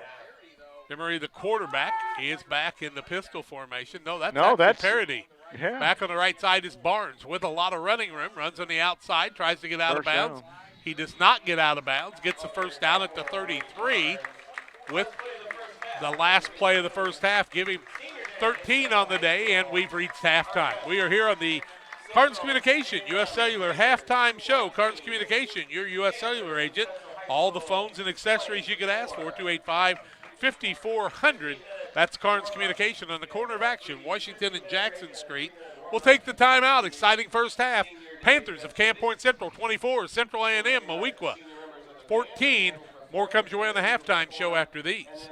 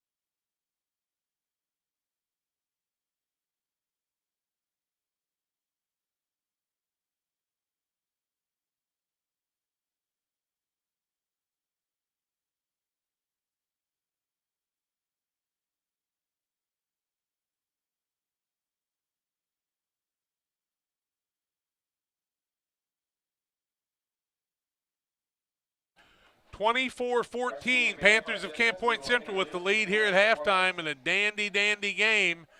And Central A&M will get the kickoff to start the second half. But Bob, fast and furious here. Carrollton leads 21-20 over Minden Unity right before the half there, so a dandy in the WIVC today. But the scoring came quickly for the Panthers 1 minute into the game. Tell us about that score, Bob. Garrett Williams with a 19-yard run after a big run to set it up. I believe he had what did he have? 88 yard. Was it Ginnenbacher had 88 yard? Ginnenbacher had the long run to start the first one, then he had that. Williams had the second one. Williams scored on a 19-yard run with 11 minutes left in the first quarter. Williams also ran in the PAT to put it 8-0 nothing. Camp Point Central. Excuse me, getting those Centrals mixed up. Then at the first quarter mark with 8:21 left, we had A&M get on the board with. What's his name? Damery. Drew Damery show. First of his 45-yard run right up the middle. They ran a pass for the extra point attempt, which failed, which made it 8-6 Camp Point. Second quarter, we had Will Damery again with a 7-yard run with the 11:55 mark of the second quarter.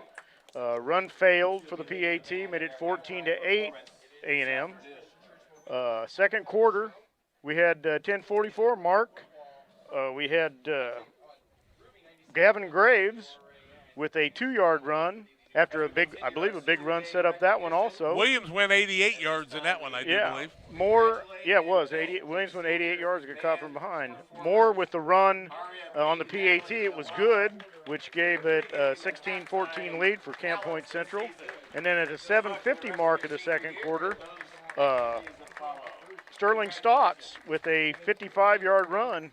Nice move to the outside, beat everybody down the sideline.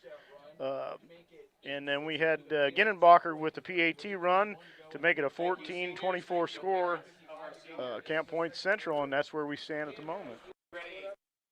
Here at halftime on the Carnes Communication USA, their halftime show. We're going to take a break. Bob will have some individual stats for you when we come back in 2 minutes.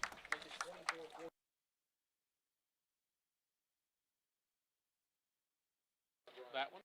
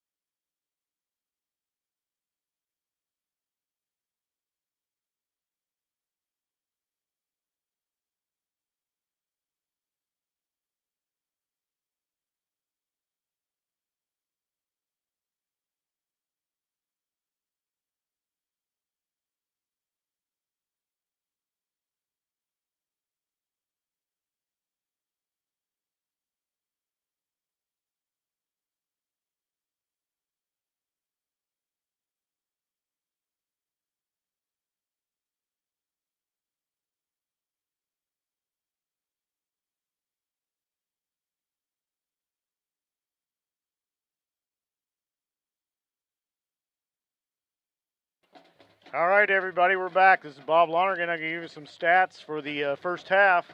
We'll do Central A&M stats first. By my count, they had 11 first downs in the first half. Rushing yardage-wise, we had number 4, Brady Barnes. He had 9 carries for 31 yards. Drew Damery, who's the Drew Damery show at the moment for Central A&M, he had 10 carries for 91 yards, both touchdowns. And James Parody, number 5, had 4 carries for 28 yards. And number 9, Will Thompson, had 4 carries for 11 yards. Passing the ball, Drew Damery he was 5 of 6 for 26 yards. And all of his passes went to James Parody, who had 26 total yards himself. 4 penalties for 25 yards. They scored 14 points in the first half. For Camp Point Central Panthers, we had 11 first downs in the first half. We had Sterling Stotts had 9 carries for 78 yards. We had Gavin Graves, 2 carries for 16 yards. Isaac Ginnenbacher had 4 carries for 70 yards. And Garrett Williams had 1 long 88-yard run to set up a score. He had 7 carries for 128 yards. So far, the Panthers are 0 for 3 throwing the ball, and they scored 24 points in the first half. So I guess we'll take a break here, and hopefully we'll be back with more. Thank you.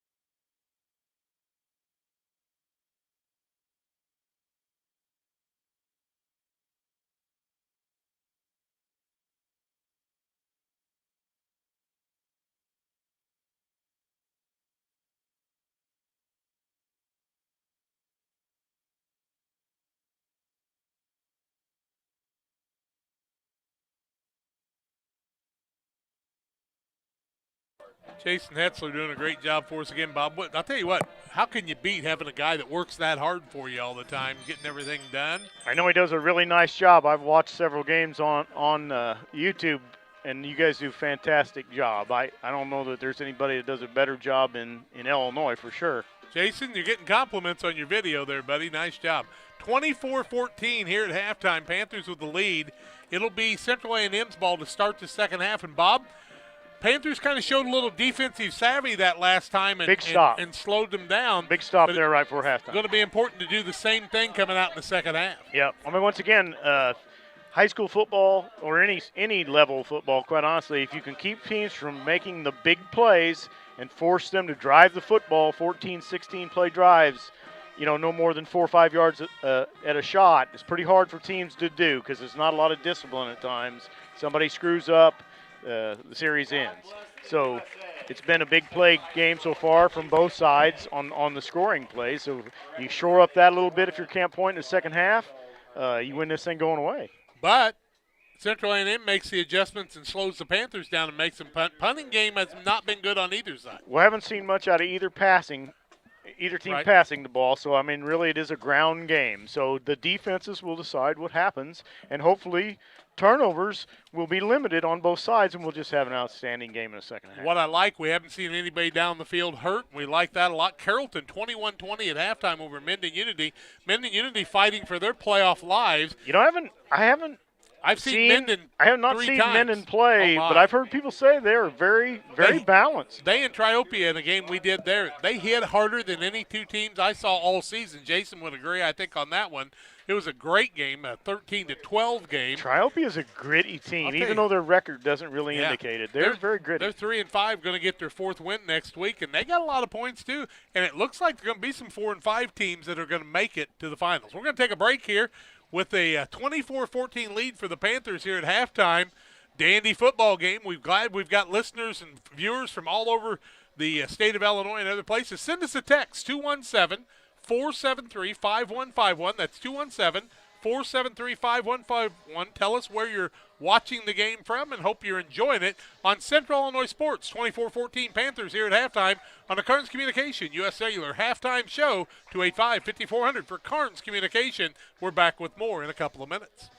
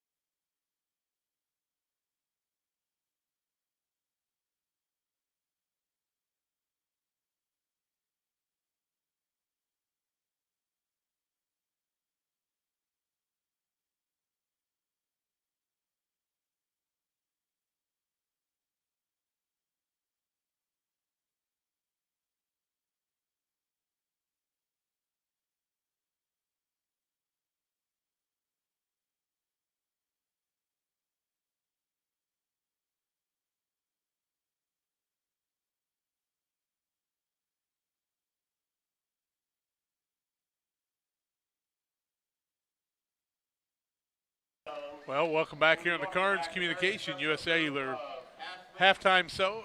Pittsfield did get the 14-6 win over Porta today to move to 4-4 in the season. That's the most wins the Sockies have had in quite a while. So Zach Ferguson, first year, doing a good job. Got Williamsville next week. You pull that upset, and everybody will know it across the nation. You know, and I've seen Pittsfield's future a little bit with some of their younger players, and I think it's really bright over there.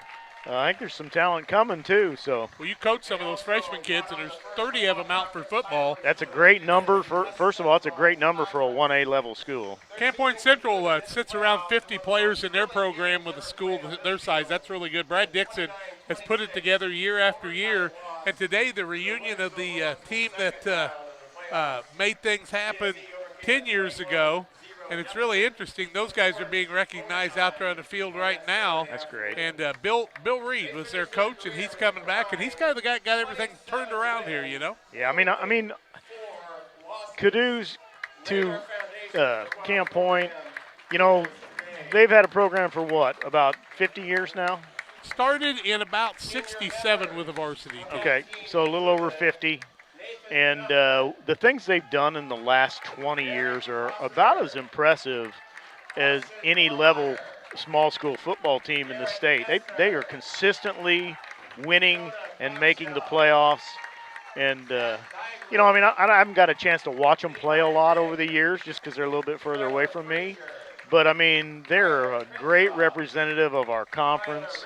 And Brad Dixon's just done a whale of a job putting a program together. And, you know, he's lost a lot of coaches that have went on to other places. Alex Ebbings over at Brown County now. Yeah, I mean, he did a great job, but went over to Winchester. He's got a pretty good coaching tree going. Yeah. So, very impressive program. You know they're always going to put a quality team on the field. When you're a head coach and you're willing to say, Casey Ray, you're my offensive coordinator, you call the plays, he never gets in his way. And that's what's great about a confident head coach.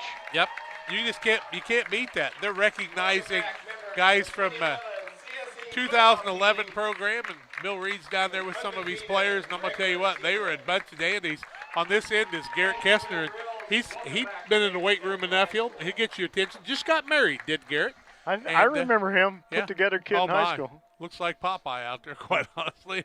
Nathan Knupman could kick the ball through the uprights on a kickoff. It was amazing. I've seen him do that a couple times. Amazing.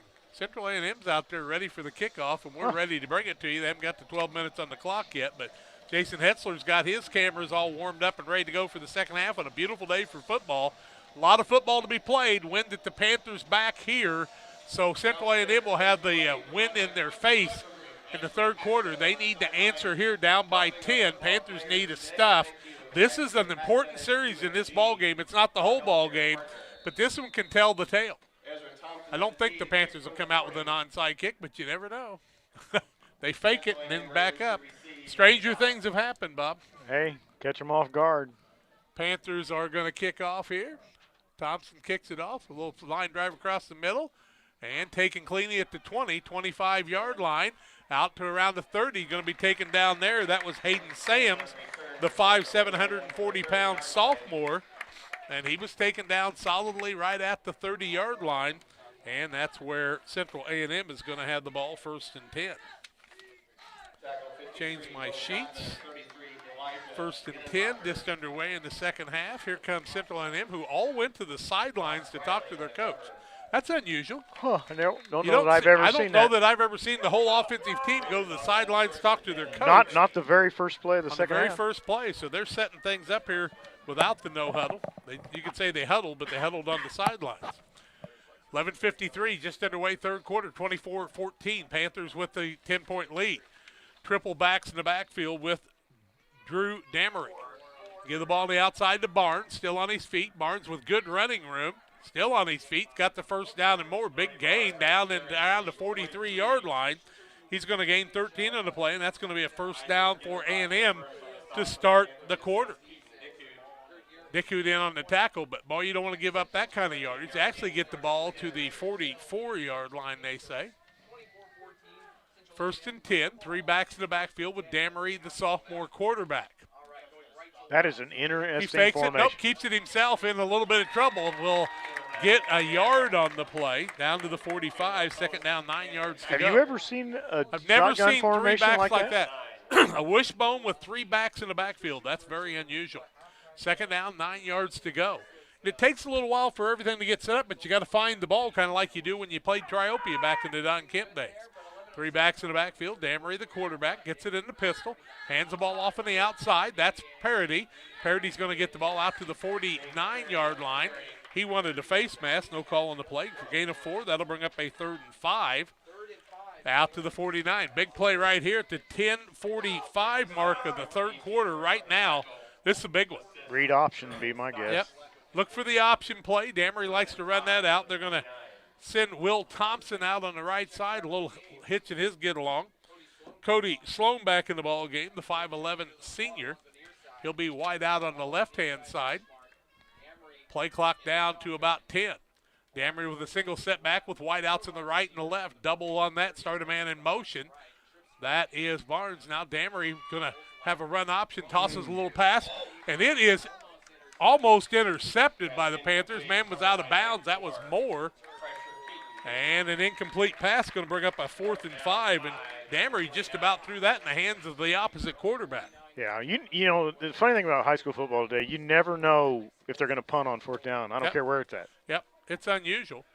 Now I'm guessing they're not. We're seeing Caleb Woods go out. I don't know that they want to give the ball up. I think they're better off putting Central deep in their own territory. But if they can make the first down, how am I going to tell you different? Will Thompson back in the game. He and Parity in the backfield with Damery. 4th and 5. Hard count. You can bet on that. Nope. Quick hike. They're going to be back to patches. Damery across the middle. Got a man open. Ball is knocked away, and the man had it in his hands in Barnes, and he did not secure it. And that's going to give the Panthers dandy field position at the 49-yard line of Central A&M. Man, Barnes has got to be kicking himself. That ball was in his hands, and he was heading for 6. He might have got tackled, but it was right in his chest. He let it get too deep on him that time. I agree. I am just an old school guy, Jack. I do not believe in doing that. 4th down, now you put yourself in a giant hole. Now if the Panthers come out and answer with a 10-point lead, this is where you put it away. This could be the game changer at the 10-17 mark, but the Panthers got to take care of the football. A&M's got to pump it up on the defensive side. Double wing formation, double tight end. Stotts the fullback behind Moore the quarterback. They start Gittenbacher in trouble. Ball came loose that time. You don't see Moore have trouble with it, and the hike was a little bit bad that time, and they're going to lose a couple of yards down to the 49 the other way. That'll be up 2nd and 12. That was a fullback handoff, and then that time Moore just couldn't secure it from the center. I've been watching them all season, Bob, and I haven't seen them have trouble with the center exchange twice all season long. Could tell you that the man in the middle on the other side and Jarrett Robertson's making a difference. He's right over that center, hitting him hard every time. Dickoot in at center right now. Double wing formation. Give the ball to fullback. Stotts runs hard. Going to be stood up right there by the nose tackle, who gets the ball for a 3rd down and 9 yards ago. Gains 3 on the play. Gets the ball out to the 48-yard line. And the Panthers need to get all the way inside the 35 to about the 34-yard line. One interesting stat before the first half. Camp Point, 21 carries, 289 yards rushing. Yep. Moore now looking at the wrist and talking to Stotts about the play. Little confusion there. Double wing once again. Moore the quarterback. Back to pass, under pressure, hits a man across the middle, and it's a completed pass. That's to Eiler, I do believe. 80. Carter Eiler gets the ball 1 yard short of the first down, gets it down to the 35 or 45. 8-yard play. 8-yard play down. No, it's at the 40. My mistake. Needs a yard on the play, so the Panthers face a 4th and 1 here with 8:25 third quarter, and this is important for the clock. Panthers have to make this if they want to keep the football. Out on the right side, double setbacks. Gittenbacher now goes to the slot. Moore under center. Panthers setting things up. Looks like a blitz play. They're going to give the ball to Stotts. He's got the first down and more as he spins around down to the 35-yard line. Gains 5 yards on the play. He was not going to be denied that time, was he, Bob? No. Stotts buried that ball in his hands and took care of it. Gains 5. In fact, they get it to the 36, so it'll be a 1st and 10 for the Panthers. 7:50 left third quarter. I have him with 11 carries for 86 yards. Caleb Post coming out of the game for just a little while. They rotate some linemen, too. Moore the quarterback. Looking at blitzing again. They give the ball, second man through across the right-hand side on his feet. Williams. Carrying the ball is Williams down inside the 30-yard line down to the 27. He's going to gain 9 on the play and bring up a 2nd and 1, 7:30 and counting left third quarter. Panthers like to go right back to the line of scrimmage. Stotts comes out. Lemansky into the ball game. Lemansky's going to get the ball across the middle. Ball comes loose. Camp Point, I believe, got it back. It's going to be a fight for the ball, and they're fighting for it, and it's going to remain Panther football. Who fell on it to save the day? Gittenbacher. Yeah. Lemansky got the handoff, got the ball inside First the 25 down to the 24-yard line, got the first down, the 1st and 10. Lemansky's going to gain 3 on the play. But save the day did Isaac Gittenbacher at that time. You do not want to lose the football in this situation. 7 minutes and counting, third quarter. Panthers with a 24-14 lead, trying to get it down inside again. Moore the quarterback. Stotts back at the fullback. Start Gittenbacher in motion. Now he'll reset. Gittenbacher walks back to the right wing formation. Moore under center with Play clock going. Now somebody jumps off sides, Yeah, and I think they offsides, got the man on the right side to jump off sides. Offsides, 5-yard penalty brings up a first down and 5.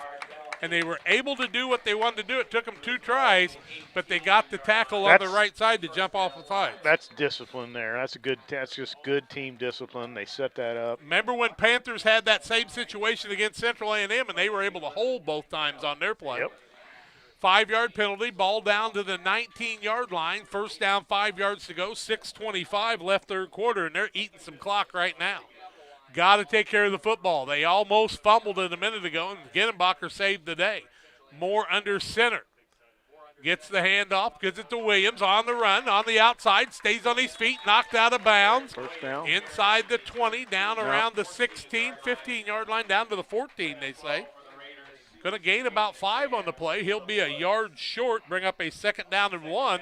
You got a little free play here, Bob, with the wind at your back. Do you go for the gusto on this one, or just keep running the ball? I just keep running it. I was going to say, why would you do anything different? More comes from Coach Ray with the play, under center.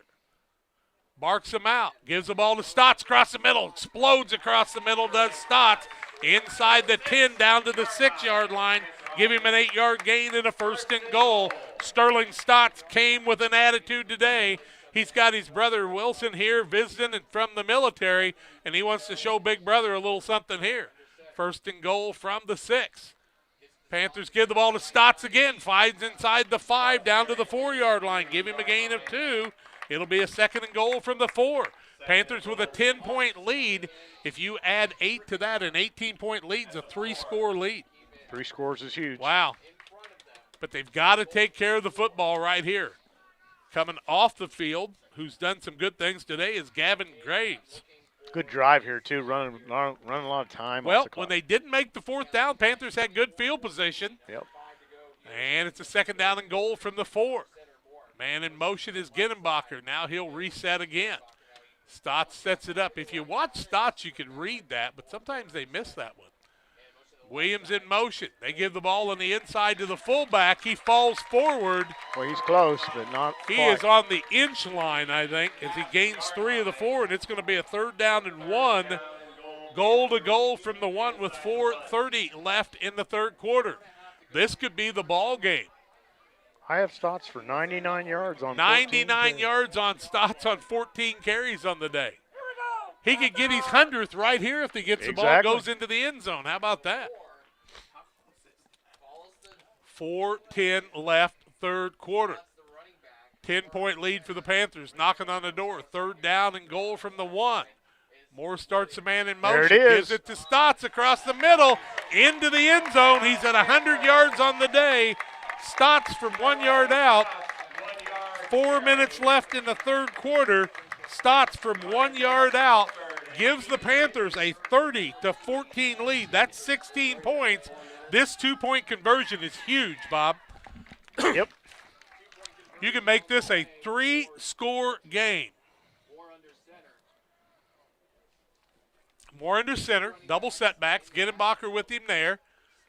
Panthers hand the ball off to Ginenbacher. He's wide open into the end zone for the 2-point conversion. Timeout on the field, 32-14. Panthers with the lead over Central A&M. Back in a minute. Work,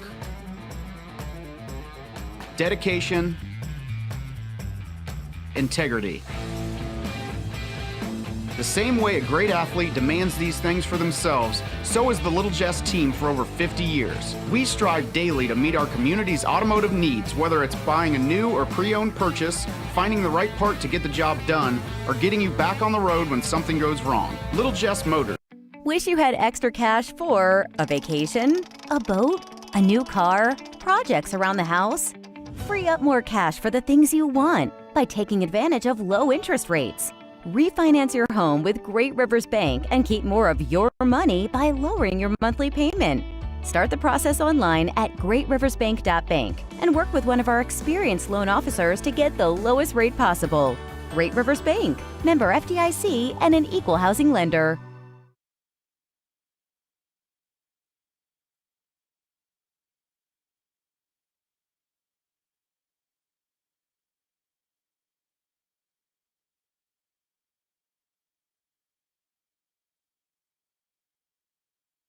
We're back to live action.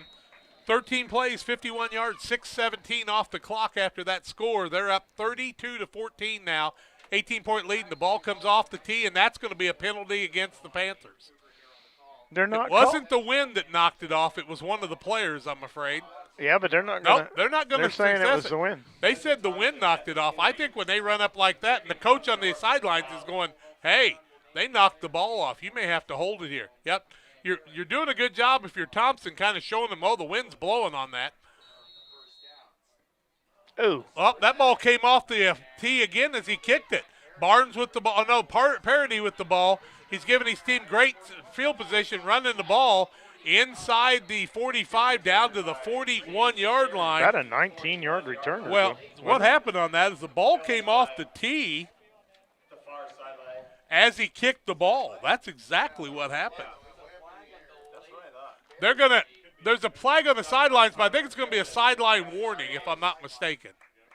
Sideline warning, not a penalty, against Central A&M, feeling the pressure a little bit right now. Yep. One of the coaches was complaining about the ball coming off the tee. Well, it blew off the tee this time, did it not? Well, it either did or he just kicked it off the side. I don't know. I think it came off. Now it's going to be Central A&M with the ball, 1st and 10. From the Panther 41, short field here. Damery, the quarterback, 3 setbacks behind him. They need a score. They give the ball to Barnes on the outside, running hard. He's a hard runner. He's going to be brought down after a nice gain of about 4 or 5. Stayed in bounds. Give him a gain of 4. It'll bring up a 2nd down and 6 from the 30. I'm going to say it's down to the 36, so give him a gain of 5 on the play. Quickly back to the line of scrimmage, just Central A&M with 3:30 left in the 3rd quarter. Time is of the essence for them They know now. they've got to score 3 scores to get back in this one. Damery is in the pistol formation.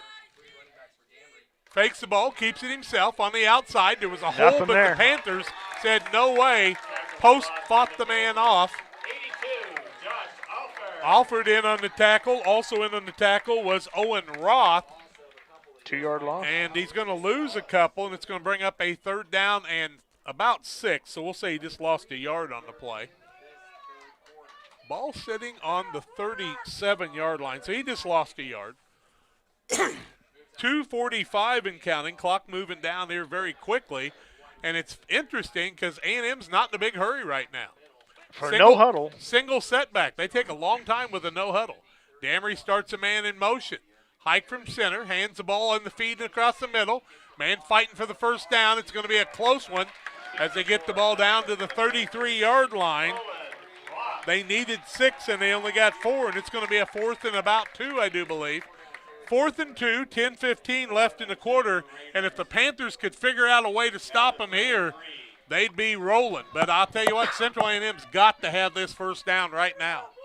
They'll go with the hard count. You can bet on that. We'll be under 2 minutes before this ball's hiked. Parody on the left wing. They sent me their starting lineup, and it wasn't even close to what they actually ran. Thanks a lot, Coach. We appreciate that. It's not like I was going to share it with anybody. Damery, the quarterback. 2 setbacks. Gets the hike from center. Fakes it. Wants to go back to pass. Throws the ball incomplete. Almost intercepted. And the Panthers defense has held again on bad play calling on that one. 1st and 10 Panthers. I'm sorry. That makes no sense whatsoever. They took themselves out of the game at that point. They just are not a good downfield passing team. This quarterback does not have the arm to throw the ball downfield. But, I mean, they're a great team. But here's the deal. You took yourself out of a 4th down situation twice on that. Now give the Panthers a 1st and 10, and they want to eat some clock. 1:43 left in the 3rd quarter. Panthers up by 18. More the quarterback. Now they're looking at blitzing on every play.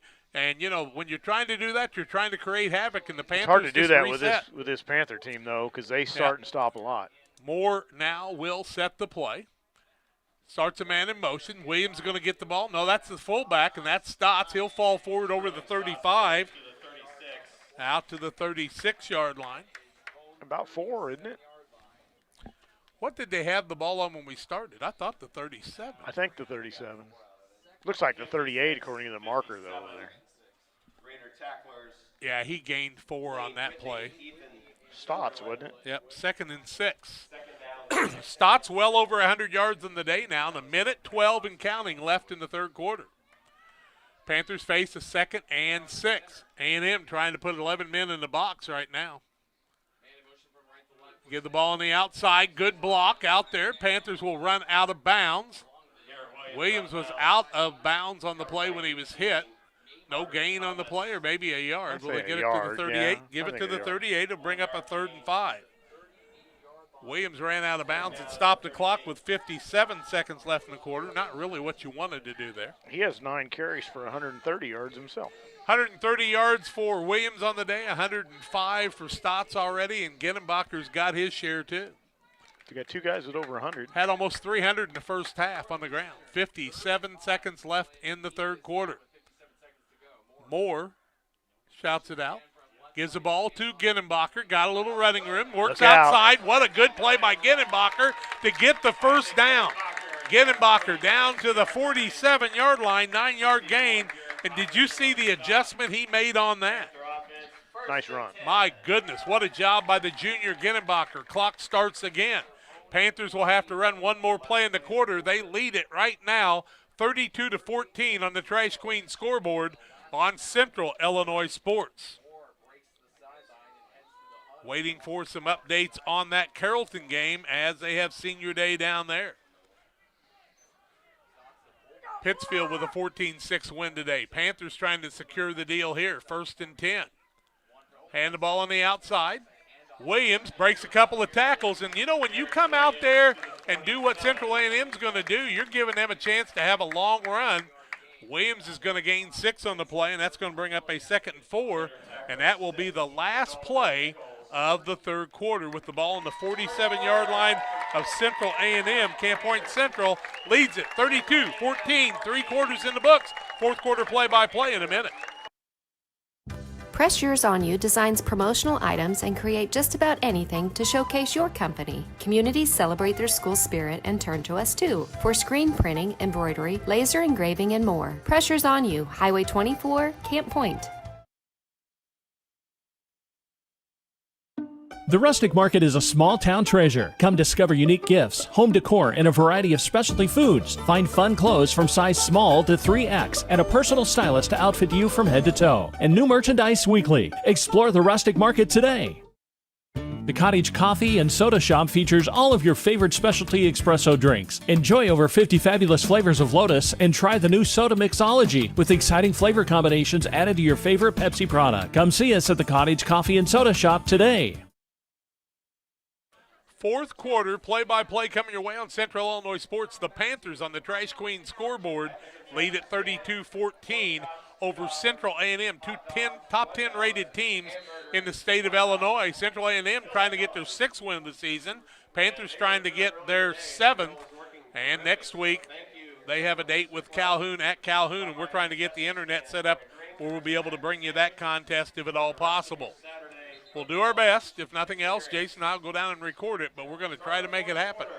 Fourth quarter, Panthers face a 2nd and 4. And man comes out on the play for the Panthers. That was Keaton Dickhout. He had to put another man back in for him. Double wing formation. Fullback Stotts with those bright shoes on today. He's had a day. Back with Stotts with it. He carries the ball out to the 45-yard line. He'll gain 2 more. That'll bring up a 3rd down and about 2 yards to go for the Panthers. Fourth quarter action just underway. 3rd and 2 for the Panthers. They've been able to make this, and they've been able to get Central A&M to jump off sides. Will they try that again? They start Ginenbacher in motion. They give the ball to the fullback. He's got the first down and more. Stotts falls down to the 40-yard line, giving 5 more yards and another first down for the Panthers. How many first downs in the day, Bob? I've got 17. Had 31 against Triopia. Looking for some updates on that Carrollton-Minden game. It was 21-20 at half. Send me a text, 217-473-5151. Would love to have some updates there. Carrollton leads at 28-20 in the third quarter, they tell me now. Thank you. Trying to bring you the action here. 1st and 10 for the Panthers. Man in motion. They give it to the fullback across the middle again. I got a hold. Looks like a penalty flag. Be the first penalty we've seen of the day. Second. On the offensive side. Well, though. the Yeah, offensive had side, yeah. A personal That a foul. late hit. That ball went all the way down to the 41, but it's going to come back on the block below the. Oh no! Oh! What they called called it like a chop, crackback. yeah, like a chop block on the defense. Wow! And so Stotts is going to get the ball down to Did the he 31, give him 9 yards on the So play. he had First 9. of all, Okay. that's going to be another first down with a 15-yard penalty against Central A&M. And you can feel the panic starting to kind of come in. And it's nothing against this very talented team. It's just that their frustration sets in when you're down 32-14 in the fourth quarter. Hadn't happened to him much. And the fullback in the double wing is alive and well in Central Illinois. Yes. Reminds me of Carthage. Ball is down to the 17, 1st and 10. That Carthage team used it to perfection. Now double setbacks in the backfield. Williams now just off the side of the fullback and Lemansky. Little different setup this time. They'll give the ball to Williams, right side, looking for running room across the middle, fighting down to the 10-yard line, gets 7 yards on the play. It'll bring up a 2nd and 3, and the clock continues to tick. That is one of the key things. Yeah, I mean, that's. Ball sits just short of the 10-yard line. Call it the 11. 2nd down. And 4 yards to go. 2 fullbacks out there right now as they set Gittenbacher down. Sterling Stotts on the wing on the right side, the senior. Lemansky in the fullback position. Moore waits for the play clock to tick down, using some clock here. Moore starts a man in motion. They give the ball across the middle. Lemansky. To Williams, or Lemansky. No, Williams, that was Williams, yeah. Gets it to the 8, going to gain 3 on the play.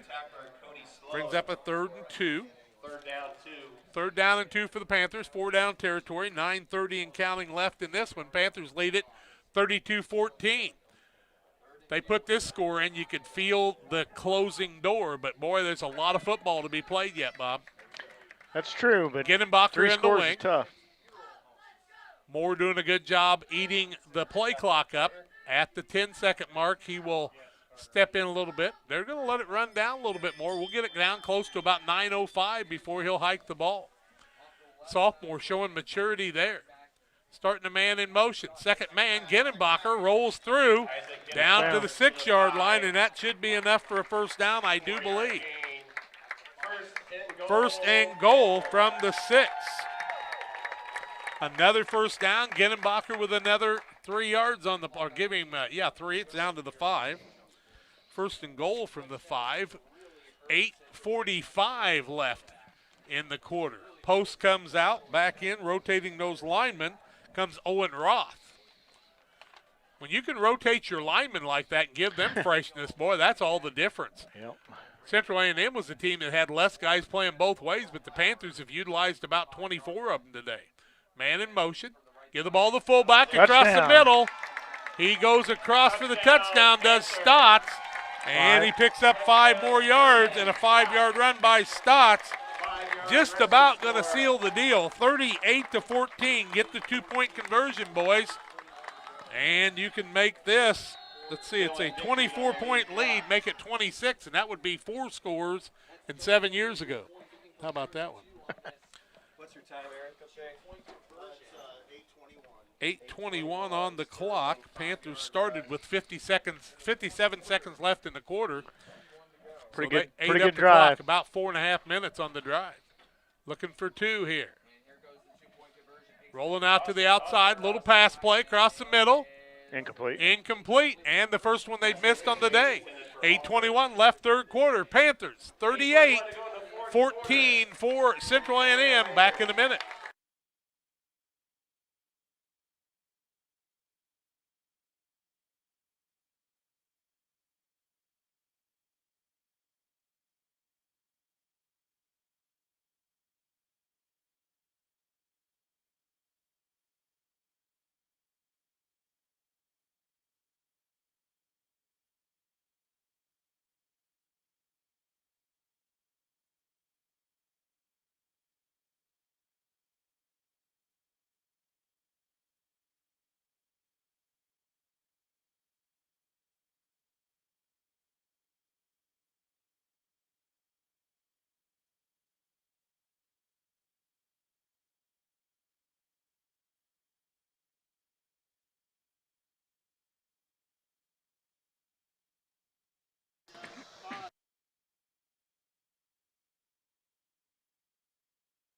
Hello, pheasant hunters. Little Jess, Channel, Seedsman, Rodney Griffin, Matt Hughes watching the game from South Dakota. Pheasant hunting. I hope you're not shooting pheasants while the Panthers are shooting a little bit of Raiders on the day. 38-14 the lead. How about that, guys? Hope you're enjoying the broadcast. Thank you to both of you who are sponsors of our game. Watching from Chicago, cheering on Central A&M. Thank you for that also. We're glad you're able to watch the game today. Panthers right now in control, 38-14, 8:21 left. They'll kick the ball across the middle. It's going to be a tough one to pick up at the 20, 25-yard line. The sophomore getting out over the 30, and he'll be tackled. Whoa, easy, guys. Don't be doing that. You don't want to lose a player going into week 9. The man that ran the ball that time was Hayden Sams again. He gets it out to the 31-yard line where it'll be 1st and 10 for A&M with 8:13 left in the contest. A 38-14, 24-point lead for Camp Point Central. Well, what do? You got to – I mean, Central do you throw the ball here? And they've got the wind in their face right now. Double setbacks. I think you got to go with some wideouts and do a little danger here. They're going to hand the ball on the outside. A little bit of a hold on the play, but Barnes is going to run outside. He'll be tackled in the play at the 36-yard line. Gain of 5 on the play. Stotts in on the tackle. It'll bring up a 2nd and 5. Tell you what, the blocker got a hand out there, and you just couldn't see that lineman get away from him that time. I thought we had a hold. I just don't think they have the ability to throw the ball. We're going to look here and see what happens. 7:45 left. Central A&M, a fine football team. Had a little trouble with it. Did Damery. He has to break it himself. He'll carry the ball over the 35 out to the 37-yard line, gains a yard on the play, and brings up a 3rd and 4. Sterling Stotts is having a game for his senior day, isn't he not? He is. He wants to play a home game yet, and that could happen in 2 weeks, and we'd be here to bring it to you. 7:20 and counting left in this contest. Panthers in control right now. Jason Hetzler doing a great job keeping us all informed on the camera. Here comes Graves back into the game. Back to passes. Damery under pressure. Throws the ball up over the top of the intended receiver in Caleb Woods, and they just couldn't make the connection. And it's going to be a 4th and 4, and A&M will have to go for it here. That is not a good play to throw. That is terrible. He's running against his body. Like I said, these teams, they just can't throw the football. Well, right now, Paul and Pam Miller listening to the game and watching it and enjoying the contest. We're glad for that. Thank you to Matt Hughes and the Channel Seedsman. Get me a pheasant and cook it for me. I've never had pheasant under glass or out of the glass. We'll take one of those. 7:02 left in the contest. Pistol formation for Damery. Single setback, long count. Gets the hike, back to pass, straight drop back this time. Throws the ball in a little wing, across the middle. Isaac Hindenbacher had him, but Stotts once again came for a 1-yard gain, and that's going to give the Panthers the ball on the 38-yard line. It's a 1-yard pass play, and the Panthers take over again. 3rd time in a row they have stopped A&M on a 4th down situation. This one deep in the A&M territory on the 40-yard line. The passes, the swing passes, is it looks like what they want to do, and they get you spread out kind of like Carthage used to. And the Panthers have read it all. So on the defensive side, the scheme the Panthers were able to put together in a couple of days is amazing on this one. What a ball game. 6:53 left in the contest. 1st and 10 for the Panthers. Double wing formation. Stotts gets the ball across the middle, runs forward, takes care of the football, gains a couple on the play. Stotts knows what he needs to do, Bob, and that's get a couple of yards and secure the football. That's right. Got 127 yards on 21 carries. 21 carries for Stotts, 127 yards already on the day. Wow. He's had some big runs on the year, but this is one he'll remember forever. 6:25 and counting. Panthers slow to the line of scrimmage. 2nd down, 8 yards to go from the 38. Moore, the sophomore quarterback. What a job he's done today taking care of the football. Now Ginenbacher will reset. Play clock now down to 5, 4, 3. Panthers get it off. Have a little trouble on the handoff. Then get it to Williams. Williams with a big carry. I think he's got enough for the 1st down. He's right at it. Down to the 30-yard line. Needed 8, and he got most of it. And he's going to be a yard short, so give him 7 on the play, and it'll be a 3rd down and 1. 5:50 and counting left in the contest. Panthers can take care of the football. They can control the rest of this game. Williams has 151 yards on 13 carries. 151 yards on 13 carries for Williams. Holy smoly. 5:35 left in the game. The running game continues to roll. Stotts, the fullback, gets the handoff across the middle. Got a big hole on the outside. He's inside the 25, down to the 24-yard line. Another 6 yards and another 1st down for the Panthers. They're over 20 first downs on the day. Stotts going to come out for a minute. He's done it on both sides of the ball today, too. Man, what a job by Sterling Stotts. 5:15 and counting. 1st and 10 for the Panthers from the 24. How many yards do you have for that one, Jack? Huh? You know? 6. 6 yards for Stotts. Moore brings the ball back in, or the play back in from Coach Ray, I should say. We'll be under 5 minutes before this ball is hiked. 38-14 Panthers on the Trash Queen scoreboard. Full house backfield this time for the Panthers. Moore is going to give the ball to the second man. That's Ginnenbacher. Fights on the outside. Shuffles through. He'll fall forward and gets the ball down close to the 16-yard line. He's going to gain 8 on the play and bring up a 2nd and 2. Nope, 7 yards on the play, 2nd and 7. 4:30 and counting, and the Panthers continue to chug down the clock throughout this game. What a pleasure it's been to bring you this fine contest on a beautiful day for football with a big crowd on hand for the Panthers. Glad to have the Central A&M folks here, too. What a great young team they've got. Both these teams are going to be tough in the playoffs. We know there's Lena Winslow. We know about those people, but both these teams are showing what they're made of, too. Double wing formation, Lemansky the fullback.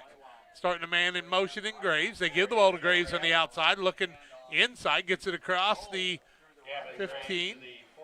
Penalty on the play. Could be a hold. It was a late flag, so we'll have to see what it is. Yeah, I'm guessing it's probably a hold. If it's not against, nope, they're going to call a personal foul, late hit against Central A&M, half the distance to the goal, and that'll be a 1st down for the Panthers. And they'll set the ball, give him 5 on the play. Ball goes all the way down to the 7-yard line, 1st and goal from the 7. Under 4 minutes left in the contest.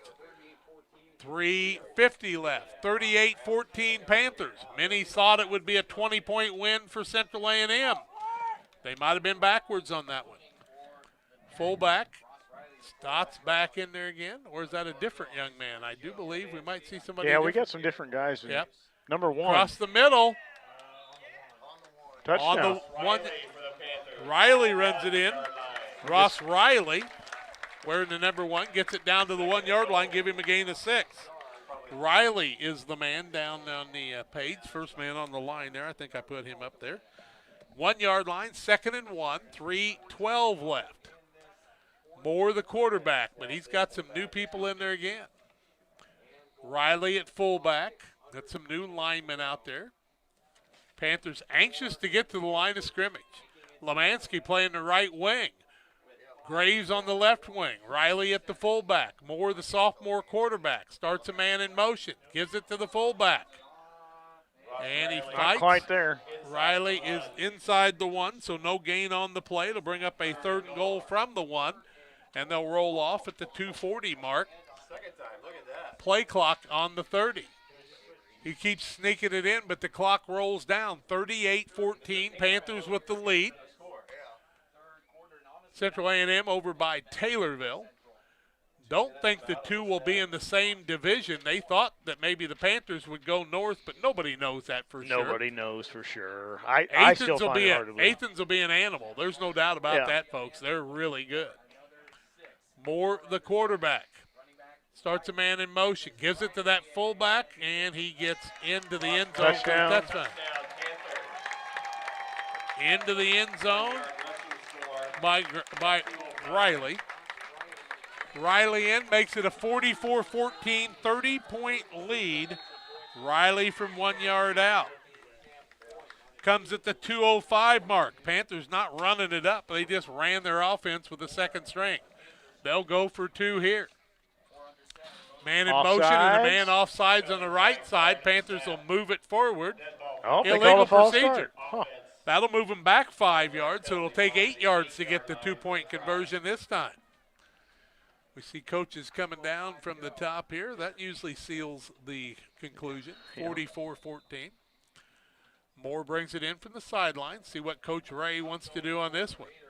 Riley straight behind the quarterback, Nick Moore. Lemansky on the wing. They start Lemansky in motion. Ball is loose. No good. And the play after is no good. Timeout on the field, we'll take it too. 44-14. Panthers showing what they're made of here. We're back in a minute.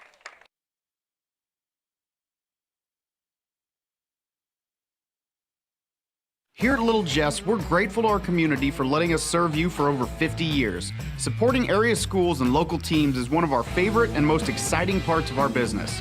After an uncommon year, we couldn't be happier to see our athletes back in action and communities gathering in person to cheer them on. Our promise for the next 50 years is the same as it's been for the last 50, to meet our community's needs with a low-pressure experience, fair price, and family atmosphere. Little Jess Motors, serving our community since 1969. The Cottage Coffee and Soda Shop features all of your favorite specialty espresso drinks. Enjoy over 50 fabulous flavors of Lotus and try the new Soda Mixology with exciting flavor combinations added to your favorite Pepsi product. Come see us at the Cottage Coffee and Soda Shop today. This game determined in the first series in the second half when A&M went for a 4th down, didn't make it. Panthers were able to score. Then A&M went for a 4th down midfield again, didn't make it. Panthers took it down and scored. A&M once again trying to go on a 4th down. The Panthers take it in one more time. They lead it 44-14. Now Thompson will kick off. You know, Thompson, we have not seen Thompson kick off the whole season until now. They tell me they got an 8th grader that's quite a kicker too coming up next year. He kicks the line drives and puts a lot of force in it and makes it harder to get the ball. Now the ball gets by Sams and he'll go back and pick it up on the 10, 15-yard line, bounces off a couple people, still on his feet. Sams runs hard all the way out to the 25-yard line. And I like the way that sophomore plays hard. My goodness, he works hard. 2:05 left in the contest. A&M with the football after the Panthers scored again, and they lead 44-14. 44-14 Panthers. They'll be on the defensive side. We see a few new people in on the defensive side. A&M comes out on the offense. See if we've got some new people out there for them. It appears we do. We do, yeah. Still got the quarterback. Quarterback in, but he's just sophomore. a sophomore. Yep. Damery, the quarterback, in the pistol. He'll hand it off to the first man through, looking for some running room. He'll be stacked up by a host of Panther tacklers. 34. The man running the ball that time is Connor Rowcliffe. Rowcliffe, the ball carrier, 6 foot, 155-pound sophomore. So Rowcliffe will pick up a yard. It'll bring up a 2nd and 9 with 1:45 left in this one and counting. Ball on the 26-yard line. They look to the sidelines. Don't know what the Panthers will do for a sophomore game. Will they be playing North Green on Monday night? They will. Are they? They'll go to North Green and play. They got enough freshmen and sophomore. They had 13 or 14 kids available for today. Start a man in motion. Give it to the second man through. On his feet. Good running room that time. All the way across to the 33-yard line. I'm saying 44 was the Sloan, they say, is the ball carrier. Yep. Cody Sloan, 44. Gets the ball out to the 33-yard line. Gains 7, so it's a 3rd down and 2 with 50 seconds left. 44-14, Panthers have made a statement today. You have to say that. Yeah. They've showed that they're a pretty good football team. That's good for Carrollton, too. Yep. It's very good for our conference. I know that. The conference wasn't getting much credit. Now Damery will hand the ball off across the middle. Man needed to get to it. He's not going to get there. Good job. Sloan going to carry the ball. Gets it out. We'll say he got it out to the 34 and gains a yard. So it'll be a 4th and 1. 25 seconds left, and I'm not sure whether Central A&M will hike the ball or not. I don't think either side. I think we're done. They're going to hand the ball to Central A&M. They're not going to set the ball. That should tell you a lot, and that's going to be the ball game. 44-14, Panthers with a decisive win over the Raiders of Central A&M of Moweaqua Assumption. We're going to take a break. We'll come back, tell you more when we come back in the Central Illinois Sports Post-game show, a good game from both teams. Thank you to both programs and all the listeners. Stay tuned for the Illini Community Hospital post-game show on Central Illinois Sports. Final score 44-14.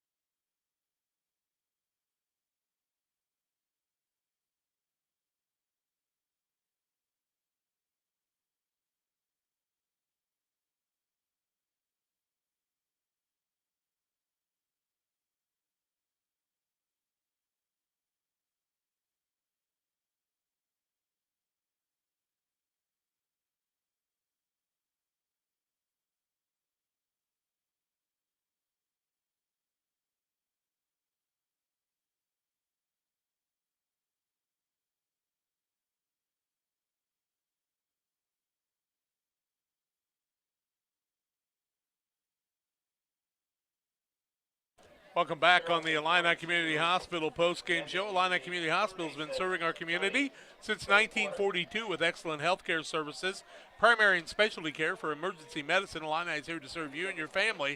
Learn more about their services at IlliniHospital.org. Well, a final in this game, 44-14. Halftime, what was the score? The halftime score was 24-14. So a 10-point lead at halftime, a 30-point bulge at the end, and it all came down to that first series in the second half, I felt like, when the Panthers were able to stop Central A&M on a fourth down and then were able to put some scores up. Bob will recap some of those scores for you in the second half to tell you how the Panthers got to 44 on the day. He's working on some individual stats, but we can tell you that it was 24-14 at halftime. Ginnenbacher on the run for the point after. Let me look here. 1 yard run by Stotts in the third quarter at the 4-minute mark was the touchdown. And Ginnenbacher on the run after made it 32-14. Stotts with a 5-yard run with 8:42 left in the fourth quarter. Pass failed. It was 38-14. And then 2:05 left. Riley runs it in from 1 yard out. Run failed, 44-14, our final in the contest. Panthers showed a lot of savvy in the second half when they knew they needed to pick it up. This game started out, didn't just look like a dogfight, 8-6. Then it went up to a 14-8 lead for Central A&M. And at that point, the Panthers just kind of woke up and said, we need to make some things happen. Bob's got some individual stats for Central A&M, for Camp Point Central. And we'll let him work with those on there, and then we'll name our player of the game on the Edward Jones, Derek Harris player of the game. Bob, you got some stats for us? I do have some stats for you. Well, first we'll do A&M stats. They rushed the ball 38 times today for 195 yards. They completed 5 of 11 passes for only 27 yards. So a hair over 200 yards total offense today for Central A&M. They had 12 first downs. It's a pretty stellar performance by Camp Point, specifically in the second half defensively. Very, very impressed with their defensive performance today. Offensive stats for Camp Point, 23 first downs in the ball game. They rushed the ball 50 times for nearly 400 yards. 396 yards is what I have them for. They threw 3 passes and completed one pass for an 8-yard play.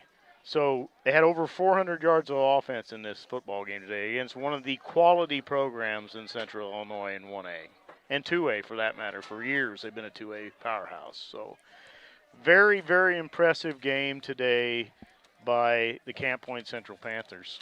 They were over 500 yards in each one of the last 2 weeks against Beardstown and who did we play right before Beardstown? They are Triopia. Triopia. They're an offensive juggernaut. They're going to be very hard. I mean, they're like a lot of teams, though. If somebody stuffs them a little bit early and they have to throw, it could be interesting. But if they can get in front and run the football, this team could go very deep in the playoffs. A lot of weapons. I mean, when you've got a fullback and 2 wingbacks and a quarterback that all can run the ball and then a couple guys come off the bench, it makes a big difference. On the other side, sophomore quarterbacks on both these teams, their future looks bright. Oh. And I'll tell you what, I like that offense that Central A&M runs. They really put you on your heels a lot. But, my goodness. Now, Bob, individual stats again on the day? Oh, that's right. I didn't give individual ones, did I? All right, let's do camp points. They're the most important. Yeah, that's the one we want to talk about. Ross Riley had 3 carries for 7 yards. Did a nice job. Scored a touchdown there at the end of the ball game. Stotts had 22 carries for 133 yards and 2 touchdowns? 3 touchdowns, I believe, today. So he'd have to be probably given the performance of the game as far as just controlling the football for Camp Point. Graves had 3 carries for 21 yards. I have Ginnenbacher for 7 carries for 88 yards. He did not have a touchdown today. Nobody had a couple extra points. But he had a couple big 2-point conversions. Yep. So he had 7 carries for 88 yards. Mr. Williams had a hell of a game today. 88-yard carry early in the ball game, kind of set up some stuff. He had 13 carries for 151 yards. Wow. That's pretty good average, isn't it? We got Nick Moore with 1 carry for -2 yards, unfortunately. And Lemansky had 3 carries for 3 yards in the ball game. So they put up some definite things today that really make a difference. And, I don't know if you've been listening to many of the broadcasts, but I'm going to tell you this. Financial investments are important, but so are the investments of time, patience, and encouragement our young athletes receive from their coaches, parents, teachers, and mentors. Derek Harris, your Edward Jones financial advisor who grew up in the Barry area, understands this. That's why Derek Harris is a proud sponsor of the Player of the Game on Central Illinois Sports. We'll do it like this. Our seniors are our players of the game on senior day. I would agree. Sterling Stotts, a senior today. What a great job he did. Dominic Williams, who was unable to play today, another one of our players of the game. Garrett Williams, one of our senior players of the game. We also go through and we look at Ezra Thompson, who is the 6'2", 260-pound senior, did some great jobs kicking the ball today. Another one of our players of the day is Avery Lemansky, who came in and did a nice job running the ball. Warren Myers, who plays right guard and weak side inside linebacker, one of our players of the day, along with Trent Orr, who plays nose guard and left guard. Also in the player of the day is Caleb Post, the 6'8", 255-pound senior. Add to that Cooper Nista, who plays weak side inside linebacker and has done a lot of things for this team. Also a senior as a player of the day is Dakota Shallard. Dakota is a 5'10", 225-pound senior and a big part of this team. Keaton Dickoot, weak side defensive tackle and right tackle on the offense, 6'5", 220, and a senior. Congratulations to him. And also our final senior of the day is Dylan Dickoot, the 6', 220-pound senior. Those are our senior players of the day, brought to you by Derek Harris, your Edward Jones financial investment man. And I tell you what, thank you to him and all the sponsors. What more could you ask for there? Panthers win it 44-14 over a team ranked in the top 6 in the state of Illinois, and they set a standard here on Senior Day. Next week they travel to Calhoun. You got to be careful because you go down to Calhoun, a lot of things can happen. Trap game potentially. You want to stay healthy and wealthy and wise. You know, one of the things I want to say about this Camp Point team, Jack, I've seen them play 3 times now, and today they've improved every time I've seen them play. And I've been watching this game and playing it 45 years ago plus, and if you can sustain drives and have 12, 13-play drives and move the football down the field. Very few penalties. I think they had 1 penalty, basically. You do those things, you got a chance to be an outstanding football team come postseason. And I tell you what, they've came along, and they are on that threshold. And when they played Brown County, Brown County dominated the offensive and defensive line that day. They've improved since then, though, haven't they? And they just keep getting better and better. And did you see the rotation of the linemen in and out that keeps them fresh? Yeah, because they can play a lot of different players. And that makes a big difference. You get those linemen a little bit of a break, and they come back out. Coach Dixon and his staff just doing a swell job. You know, a lot of people said early on this year that nobody was around here was going to be very good, and you know, I was kind of one of those people that thought, well, you know, maybe they're right. You know, we've had a lull in football really with the pandemic and everything else that's going on, so you kind of don't know a lot about some of these kids because they got cheated out of maybe some real football this last year. But I tell you what, this football team is very good. Good football team and a good staff, good fans on hand today, good support from Matt High Long. school football at its finest. Hey, I tell you what, Matt Long did a nice job finding this contest for this team. We thank you to Central A&M and their coaching staff, head coach Brent Weekly and their athletic director Sean Hayes, superintendent Deanne Heck, and Charles Brown, the principal. Hey, I'll tell you what, they made a long trip today from Taylorville to play a good football game. Kudos to them, too. I mean, and we hope that they go deep in the playoffs also. And, you know, we know there's others out there that are really good, but today the Panthers made a statement that they're pretty good too. Yeah, I think they made a statement to everybody in 1A, you better look out. Well, 44-14 the final today. For Jason Hetzler and Bob Larnigan, I'm Jack Hull. Final score 44-14, reminding you, as we always do, to hug your kids and tell them you love them every time you see them and let them know how much you care about each other. We really care a lot about that. But once again, hey, you know what? You get a choice tomorrow. Get up out of bed in the morning, head for church, honor the Lord. The kids out here got on their knees and thanked the Lord again for an opportunity to play, and that's what we want the broadcast to be about, and that's a lot of positives for all of you. This has been a Central Illinois sports presentation with the Panthers winning at 44-14 on Senior Day against Moweaqua Central A&M, two top 10 teams in the state of Illinois. What a game. We hope you enjoyed the broadcast. We hope you'll join us again next week. We'll have a broadcast doubleheader at least for you again. For Jason Hetzler, Bob Larnigan, I'm Jack Hull, bidding you farewell from Camp Point Central. This has been a Central Illinois Sports presentation.